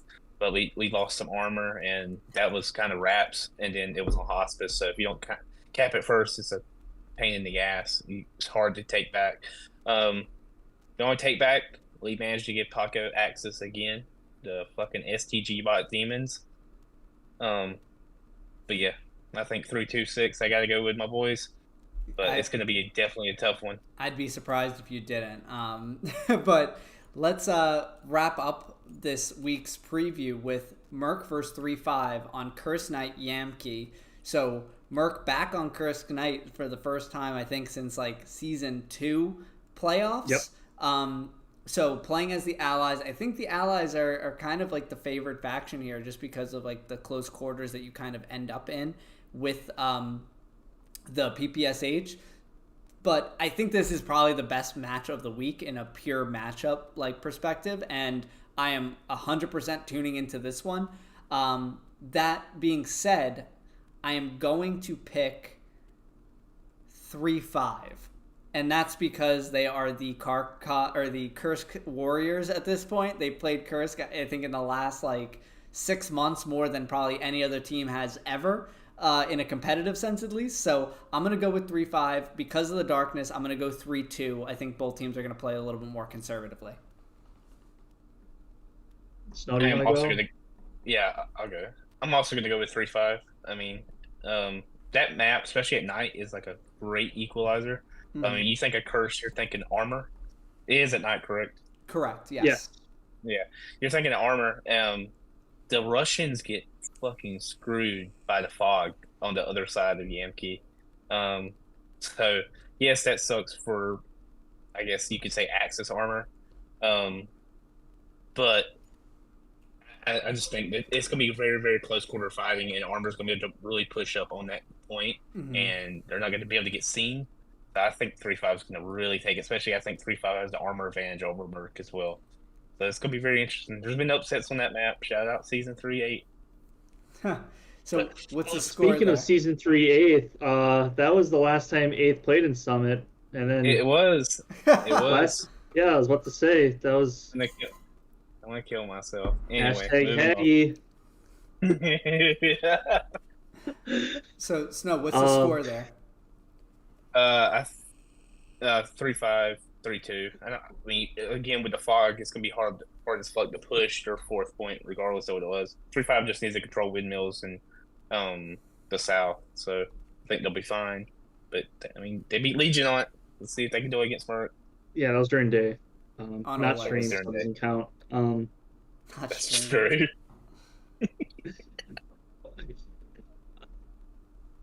Go ahead, Ellie. For me, I'm gonna pick Merc. I feel like Merc. It's kind of. I was gonna say this for Rofs too. I think this is like a must-win game for Rofs this week, and it's a must-win game for both Merc and 3-5, in my personal opinion. For people who don't know how Summit works, you have to win 3 games to move on to the Summit part of the bracket, and going down, 1-2 doesn't seem like the worst thing in the world. But I feel like from a morale standpoint, especially if you're Merc, because you got upset by 22nd last week, and then if you lose the 3-5 this week, I feel like for them it's not the best thing going into week 4 or round 4. Right. So I'm gonna say Merc for this one. I feel like I don't want to name players, but I feel like Raz is gonna make a return to Summit. I don't know if he is or not. I really don't care, but I feel like he's gonna play this game. I'm probably wrong. Funny thing you mentioned about the fog, Snow. It actually benefits the allies, the Axis, or like the allies a little bit, because they could see better on the Axis side. I'm not gonna spoil it too much, but I have my reasons. But Kursk Knight, weird map to play in my personal opinion. Both these teams are known for being rats. That's why I said the fog, because I know 3-5 is going to be behind them. We're going to see people being caught in bushes in admin cam. That's for sure. I think Merc 3-2. I would not be surprised, though, if they do get a 5-0, not even a 4-1. I would not be surprised if Merc even 5-0, 3-5. It's going to be an interesting game, though, I think, throughout. I'm just going to go with Merc 3-2, though, as like a safe bet. Yeah, I see Divinity saying in the chat, the better shooting team will win and Merc has the better shooters. I definitely can see that being the case on Kursk. I at least agree with the sentiment that the better shooters, the team with the better shooters, is going to come out on top on this one. But I do think it's going to be extremely close. I want to make sure that we have enough time to at least do a little bit of call-ins tonight. So let's move on to the meme of the week this week, and we have a couple of them. So we'll start off with like a short one here from Awake Stream this last weekend. I feel like just the presence of a tank just deters some players from doing something. Snow and pinch of salt. Of course, it's Snow's tank, probably not moving, but you know. It's crazy work. Is what it is. It is what it is, Snow. It's not what it is. It's not what it is. We were there strategically. It was. And you're just making fun. Hey, I thought you guys were engined. I'm like, oh damn. There's no place in this community for this type of behavior. You're supposed to be a pillar of like good vibes, and you just that was good vibes. I was having fun. First, I get a 3-minute Jay-Z montage, and then this. There, Snow, and I wish I could say I wasn't blindsiding you with this one a little bit, but Little G sent me something this morning, and he was like, "Can you sneak this into the podcast and see?" Is it a chocolate milk one? Surprise Snow with it. So let's take a look. Oh no! Oh. Okay.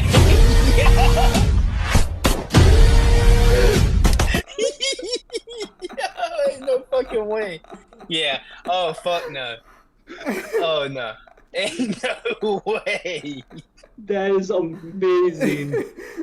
I really enjoyed that one. He's done. He's done. Funny you story. really did you dirty with that one. But my very first game in 6, I got forced to play fucking infantry against Taco. Yep. And I was in his damn squad. And so Luke told him like my nickname was Tubby, and he didn't know any better. For the entire fucking game, he is saying, "Hey Tubby, I need an AT gun." And if you don't know Lil G is like 13 years old. This little fucking kid bossing me around. Family friendly stuff. That's fucking insane. Yeah.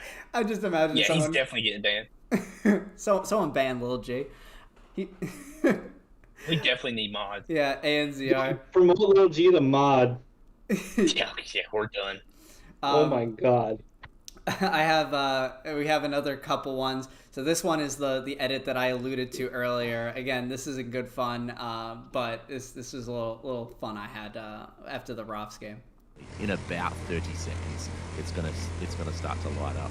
It's going to kick off. Fleetlock leading, 2 tanks following along in the convoy. Oh my god. First shot comes off that truck, gets whacked, the boys pop out. Oh, Goggle Fart almost getting run over by that tank. Did the truck driver get snapped and everyone else in the back of the ute survived? By the They all jumped out, yep. The ute had to bust up another big shot from the tank, one survives, and it's still rolling. That is amazing. The Legion boys practicing this throughout the week. That's crazy.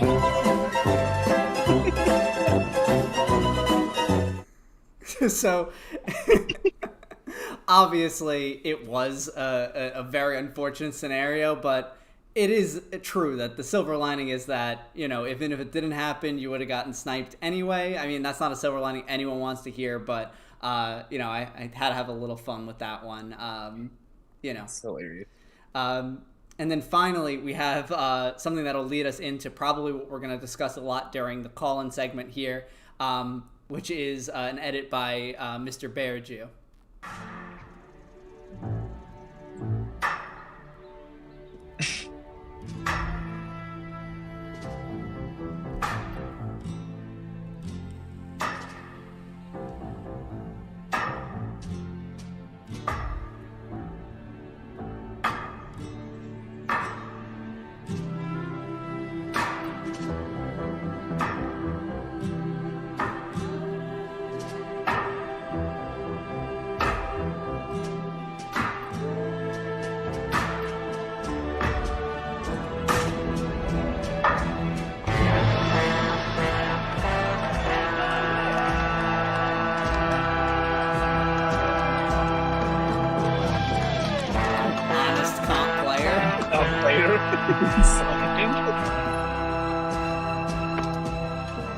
Should be for killing Jews.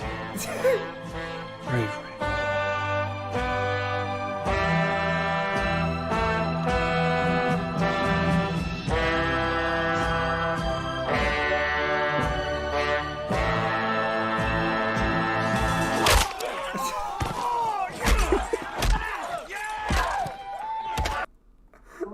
wild. That is wild. Divinity, why can we make so many memes off of Inglorious Bastards? There is this community's creativity is never something that surprises me at this point. But with that, let's kind of move into the end of the show here, and so we're gonna do something for the first time. So bear with me if it doesn't exactly go 100% to plan. But what we're gonna do here is for all you guys in the live chat, we have our Discord link in the description. If you guys want to go ahead and join that Discord, what we're going to do is we're going to do a quick be right back. We're going to jump into the I'm not sure exactly what channel it is off the top of my head. It's like the live show questions. Live show questions. Yeah, so it's a stage channel. What we're going to be able to do is it's going to be audio only for you people watching on YouTube, after the VOD is posted. But for everyone else that's going to be in the stage channel, we're going to be on camera there. So raise your hand and we'll call you up to be a speaker for a little bit. We'll try to keep this fairly brief since we're obviously at a pretty long length already. But if you guys want to go and jump in there, we will be right back while we get everything set up here. So go ahead and join us, and we'll be taking a short break.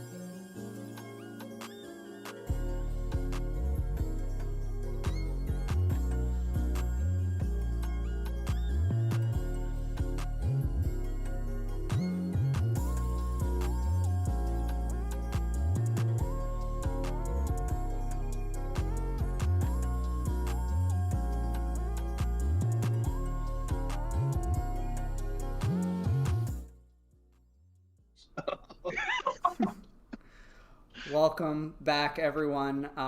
So I hope everyone is in the Discord live chat. So this is going to be audio only again if you guys are watching in post. But if you guys want to start raising your hand, if anything you want to add to what we discussed throughout the whole show, obviously we didn't talk much about the Cronus gate, but I figured what better setting to do that than to have you guys on and talk about it. Again, if there's anything you want to discuss, just raise your hand and I will be calling on people to come and speak. So we'll start taking requests. Should be pretty easy to just request to speak, and then I'll approve you and you can join the show. So not all at once here, everyone. Maybe people are not figuring out how to use the stage channel. Yeah, I want to see what's working too. You should be able to have access. True, just put Mahojo on. He's waiting to talk, I bet. All right, so I'll invite Mahojo to speak if that's what he wants to do. I would like to get someone to raise their hand just so we could do a proof of concept here. Oh, there's Divinity. Oh, there's Divinity. Okay, so I'll invite Divinity to speak. Divinity, you've been invited. welcome to the show, Mr. Divinity. Everyone out there, this is Divinity of Legion, also known as Scope Boy. So welcome to the show. You see, that's just messed up. You said you wanted to test it, so I tested it. It works. You're so kind for having tested it for us. Anything you want to touch upon from the broadcast? Yeah. Snow. Okay. Here we go. I need you to be real honest with me. Here we go. Are you gonna be tanking? Of course. You guys have a chance then. Wow. He has to get in the hard cap. That is all. Probably the nicest thing you've ever said to me. He immediately left. Hey, I'll take them. I'll take it where I can get it. No, yeah, let's not do Little G. Let's someone else. I have so much to say to him. All right, so let's start the beef. Little G, you've been invited to speak. Welcome. It seems like you're deafened right now, but you should be able to talk. Hello. Sup, Little G? Hey, you say my Imagine name? this guy calling me Tubby for 90 Did it minutes. get put in? What's that? Did my name get put in? No. Oh, Yes. Because I didn't get to watch the stream. I was in a game. Yeah, it did get put in, Little G, and I hope you get banned from every server that you're in. I hope you deserve it tonight. You know I love you. Have a fantastic night, day, whatever. Eat whatever you want. That was wild. Chocolate milk is one of the best drinks on earth. I agree with that. Chocolate milk is pretty elite. Awake, you need to start working on a Anheuser-Busch chocolate milk beverage. Yoo-hoo is actually... We have coffee. That's adjacent. Okay. Well, See you later. Thanks for joining, Little J. Appreciate it. See ya. See ya. So, Little G, yeah, I can't imagine that Snow getting called Tubby all game long. It really... Tubby. Really did you dirty on that. That is insane, though. Anyone else want to discuss anything? We didn't discuss any of the friendlies that happened over this last week either. There was a really good HLE versus Legion friendly. Great to see HLE back, playing in these bigger matches.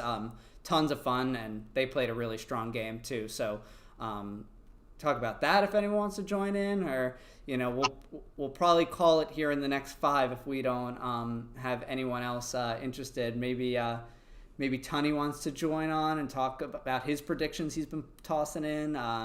Salami, maybe you want to talk about the first WRTB match. Iowa Harley said in text chat at me, send Snow some cheese curds from Wisconsin. Yo, I will eat them. I'm not gonna lie. Dude. Wisconsin cheese curd? Fucking mint, dude. Oh my god. Do you implement anything? I've never been up that far north. Dude, you gotta come to Wisconsin and have some Culver's cheese curds or something. Oh. I never had cheese curds Well, until fairly recently, and I wasn't ready for what it was like texturally. Like it's like very like slippery, but in the context of like poutine, and all that stuff, it's so good. Shout out Francis. You have to have fried cheese curds. Fried cheese curds are, oh, dude. Le Berju saying Quebec cheese curds are number 1. The fuck are Quebec cheese curds like? Slimy? I've never heard that with cheese. That's got to be terrible. See, I'm fat. Fried. We like fried in the South. Fuck me. Like fair food. While you're here, do you want to touch on the little scandal that happened? Yeah. With Nasty and whoever else? Yeah. Oh fuck! Yeah, we might as well talk about that before. Yeah, I'll go through it briefly from both the Legion and TPL perspective. So first of all, I will try to leave names out of this, but if you're going to, I'll just say this as purely speaking from TPL Orga perspective. If you're going to raise things that, are clearly going to maybe incite a sort of reaction, and, we all know what these things are, then you need to be raising it through the right channels. If your goal is to raise the legitimate competitive concern, if your only concern is just to start a war and make a whole bunch of volunteers work harder than they really need to, then, rethink if you're going to post that. Now, from the Legion perspective, this was all investigated amongst our, detective squad, I guess you can say. And, we spoke with the people who, were accused of these things. And to make a long story short, both of them were banned from Legion. The stance that Legion has, and I don't have a problem saying this publicly, is that we all work too hard and put too much time into this game between, thousands of hours that we put into the game itself and the hundreds of hours that we're putting in on a weekly basis to make, to make these games competitive and to win. And it's not worth risking your entire team based on the actions or, alleged actions of a few. So there was enough there for us to take action, and it was swift. But I see Deep Dark Waters looking to speak. So why don't we? I don't know who this is. Yeah, I don't think we're supposed to know who it is. All right. Well. Oh God. I'll invite him. Is it Virginia? Let's see. Hello, sir. Can you hear me? Oh my God. Oh. It's ALU with the really tricked me with that. I was so worried. Welcome, Adam. Please just hear me out, sir. Listen, this is from Google AI. I'll be very quick. While it's difficult to pinpoint an exact number, studies indicate a significant portion of gamers admit to cheating at least once in video games. A 2025 survey found that 32% of gamers admitting to cheating, while 12% admitting to regular or constant use of cheats. Now, these are the honest ones, Mr. Caparzo. This suggests that a considerable percentage of players engage in cheating, whether out of curiosity, to gain an advantage, or simply be disruptive. Now, I'm done. These are the honest ones. This is what you've got to take into account, Mr. Caparzo. What it's not taking into account is the dishonest ones. The dishonest ones hide in a vastly greater number. This is infuriating me very much. Do you understand why?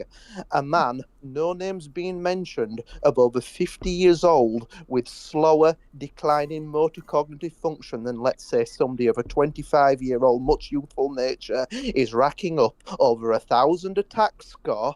That, considering his ever-decreasing biological body clock age, which he cannot run from, he's a mere mortal, is not racking up 1,000 attack score as an officer, with it being an SMG or a bolt-action rifle in hell let loose without cheating. It is rife. It is riddled. These are the dishonest ones. Your competitive scene is riddled with cheating rats. End of. I'm done. Well, thank you for that, Adam. It's I think that it is when I first started in the competitive scene, I really didn't think it was it really existed at all. I think people were making a big deal out of nothing and it was a skill issue, but I'm not above being proven wrong, and unfortunately we've kind of seen that it is pervasive in the scene. Maybe not pervasive is the right word, but people are using it and people are looking for the unfair advantage. To that statistic you mentioned, it doesn't necessarily surprise me that gamers are looking for advantages wherever they can get them. Personally, I'm very against that, just because of I don't even like using the PlayStation Zoom feature because I feel like that is something that is outside of what the game is giving me. But I appreciate you joining here, Adam, and providing that opinion. You're a legend of the community, and thanks for joining us here. We have Tunny. Can I go off of Adam? Yes, of course. Can I go off of that? Of course. I will say this. There's people, I'm kind of convinced at this point that there's people that are cheating that are currently playing right now that we do not know about. I'm not going to name names because this is just me speculating. That's my belief in this community. We've caught, I would say, 15, 20 people at this point. Mm-hmm. there's bound to be more that are better at hiding it than others. That's all I'm gonna say. Agreed. So let's get Tunny in here. Tunny's raised his hand. Tunny, you've been invited. Welcome on to the show. Tunny, for those who are out there, is in leadership at Legion, our armor lead. So Tunny, you handled a lot of this from the Legion perspective. What do you have to say? Yeah, my big thing is for Hell Let Loose, there's no reason to cheat as far as like gun game. There are so many tools that the game gives you to be good in other ways. You know, if you want to kill the top shooter, put down fucking mines everywhere. Right. Or get in a tank and kill them. Like, what's a gun going to do against a tank or artillery or a mine? You know? There's zero tolerance in the community, or should be anyway. We don't condone it at Legion. You know, I'm the one that kicks people and sends them the messages like, say, hey, dude, we don't do it. I'm not going to risk the team over, your shitty decision. So right, and it's a team effort. It's Snow, like you're in a position where you're obviously familiar where, you had a whole team of people who I don't believe, were in a great majority cheating. I think it was a few bad apples, but the argument became that it was a team condoning it or not coming down hard enough on it. So not to say that we need a situation like that to take the stance that we did in Legion, but it just goes to show that if you don't nip it immediately, as soon as you find out as a team, then you open up, 50 plus in most of our competitive teams, like, 70, 80 plus people who put in this work and say, yeah, now it's invalidated, or like anything that you did in the past now is under the microscope because of this. I'm glad that, we can honestly look back and say that they didn't play any games during that period. So at least there's that, but there's a zero tolerance, and I think Tunny handled it very well, and I think the league handled it well in terms of their investigation of this. Yeah, 100%. Just speaking on the 8 situation, it was, quote unquote, it was a team manager that I had in some of basically most of it. He was really active in Discord, so I was like, fuck it. When I get alerts, I ain't got to worry about it. That's the whole backstory with that. But to Summit's point, he is a team manager, so he does represent the team. And with him being knowing of it, put the whole team at jeopardy. So we're going on like a year or more than a year later.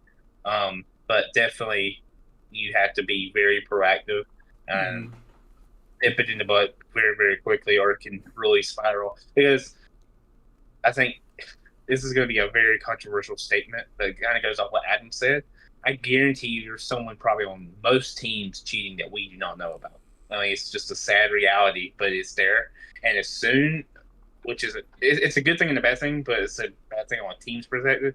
When you have a situation like that, you're automatically under a microscope, and then people start looking. Even though you're not trying to hide it, as a team leader, you're not wanting to you don't want this bullshit to happen. And I'm not saying Legion has others that are cheating or whatever, but just say someone puts Legion under a microscope and finds something from 3 months ago, and then all of a sudden you're in a shitstorm that you're like, fuck, this guy only had like 150 comments where he had no implication to the game, and then you're down that rabbit hole. So with that too, like you are in a situation as a team where, or at least the people that are bringing these things to the forefront, I'm not going, I used this example with you the other night, Snow, but like, I don't think Lance Armstrong, if he told anyone that he was cheating, would have told someone that he's cheating that wasn't 100%. Also cheating. You know what I mean? So like these chats that exist where these screenshots are being shared of this person using this device and this device in this person's hand, like, why would someone who's cheating send that to a legitimate player if they thought the legitimate player wouldn't say something? Which I would hope, no matter what your team allegiances are, if someone on your team came up to you and showed you a screenshot that obviously wasn't trolling or something like that, that you would say something. And I don't think that these conversations are happening between these people in a vacuum where one person is and one person's not. That's obviously, you know, my opinion, but I just don't see a world where that is the case. Any notes on that? I do want to say that we have time for probably one more if anyone wants to join in here, or else we'll break for the night. But in that spirit, boys, anything else to add? Snoochie, please. I don't know if you're still reading the YouTube comments, but if Snow cheated, what is that, bro? He would fuck up the script and be worse. He can't even take Ozempic right. Oh my goodness. Snoochie coming in with the hammer. That's what we need to do, like immediately. Yeah. So if you want to be a mod in the chat, it's a pretty easy job, probably. I think one final thing to close off the Cronus cheating Zim like stuff is, if you have actual evidence, just share it with the org team members. Don't just drop it in the public eye. Like, if you do, at least just be forefront and honest and open. Don't edit photos. Just cooperate with people. It's yeah. That's all I'm gonna say. No, I agree with that 100%. Raising things through the right channels, to the right people, without creating this public, you know, shitstorm, for lack of a better word. Yeah, don't post it to Reddit too. Yeah. Definitely don't do that. It's just it's not good for the game, I think, either, personally. But yeah, this was a really fun conversation, and I'm so glad we kind of got to work on this call-in thing. So for you guys out there, please just give us some feedback if, you know, there's a better way to do this.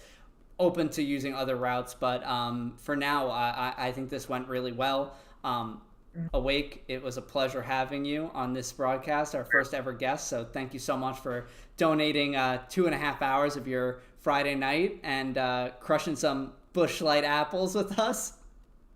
Yeah, I went through 3 Busch Light apples and I got like 15 more in my fridge. So hell yeah, it's a long weekend, so you'll need it. Snow, any last words here? No, man. I hate that we have a bye week. I wish all these games were this weekend. So just ready to get back into it. I hate to buy fucking bye weeks. Me too. But definitely, super excited. Super excited to get my predictions wrong and have that be a meme. But yeah, check us out. Sorry, my face is on here now. I'm gonna be in a meme video that someone's gonna make about me. So that's how it goes. Is what it is. So yeah, if you're interested in becoming a guest, reach out to us through the ticket system in it. The expectation is that you're on camera, so just know that when you're volunteering yourself. For next week's show, like Snow mentioned, we have a break. So the plan right now is to take a 1-week break for the break week. We are leaving it open to an emergency podcast being called if there's some big news in the community that we need to discuss. So anything, you know, that comes up, we'll do an impromptu one if we have to. But we'll keep you guys posted as far as when to expect the next episode. But I just want to thank everyone for watching. This was a really fun episode to have here, and Awake, you got some people asking about power rankings, so I guess... Fine, I'll do power rankings next Sunday. I'll do it Sunday night. All right, so there you go. Expect it on Sunday night, unless I have to stream a random match. Unless he has to stream a random match, so he's hedging his bets there, but... Again, we're going to roll the outro here, and I appreciate everyone for watching this episode, and we will catch you in the next one. Have a very happy Memorial Day weekend, everyone. Be safe. Happy holidays. Can't see me, but I'm waving. Bye.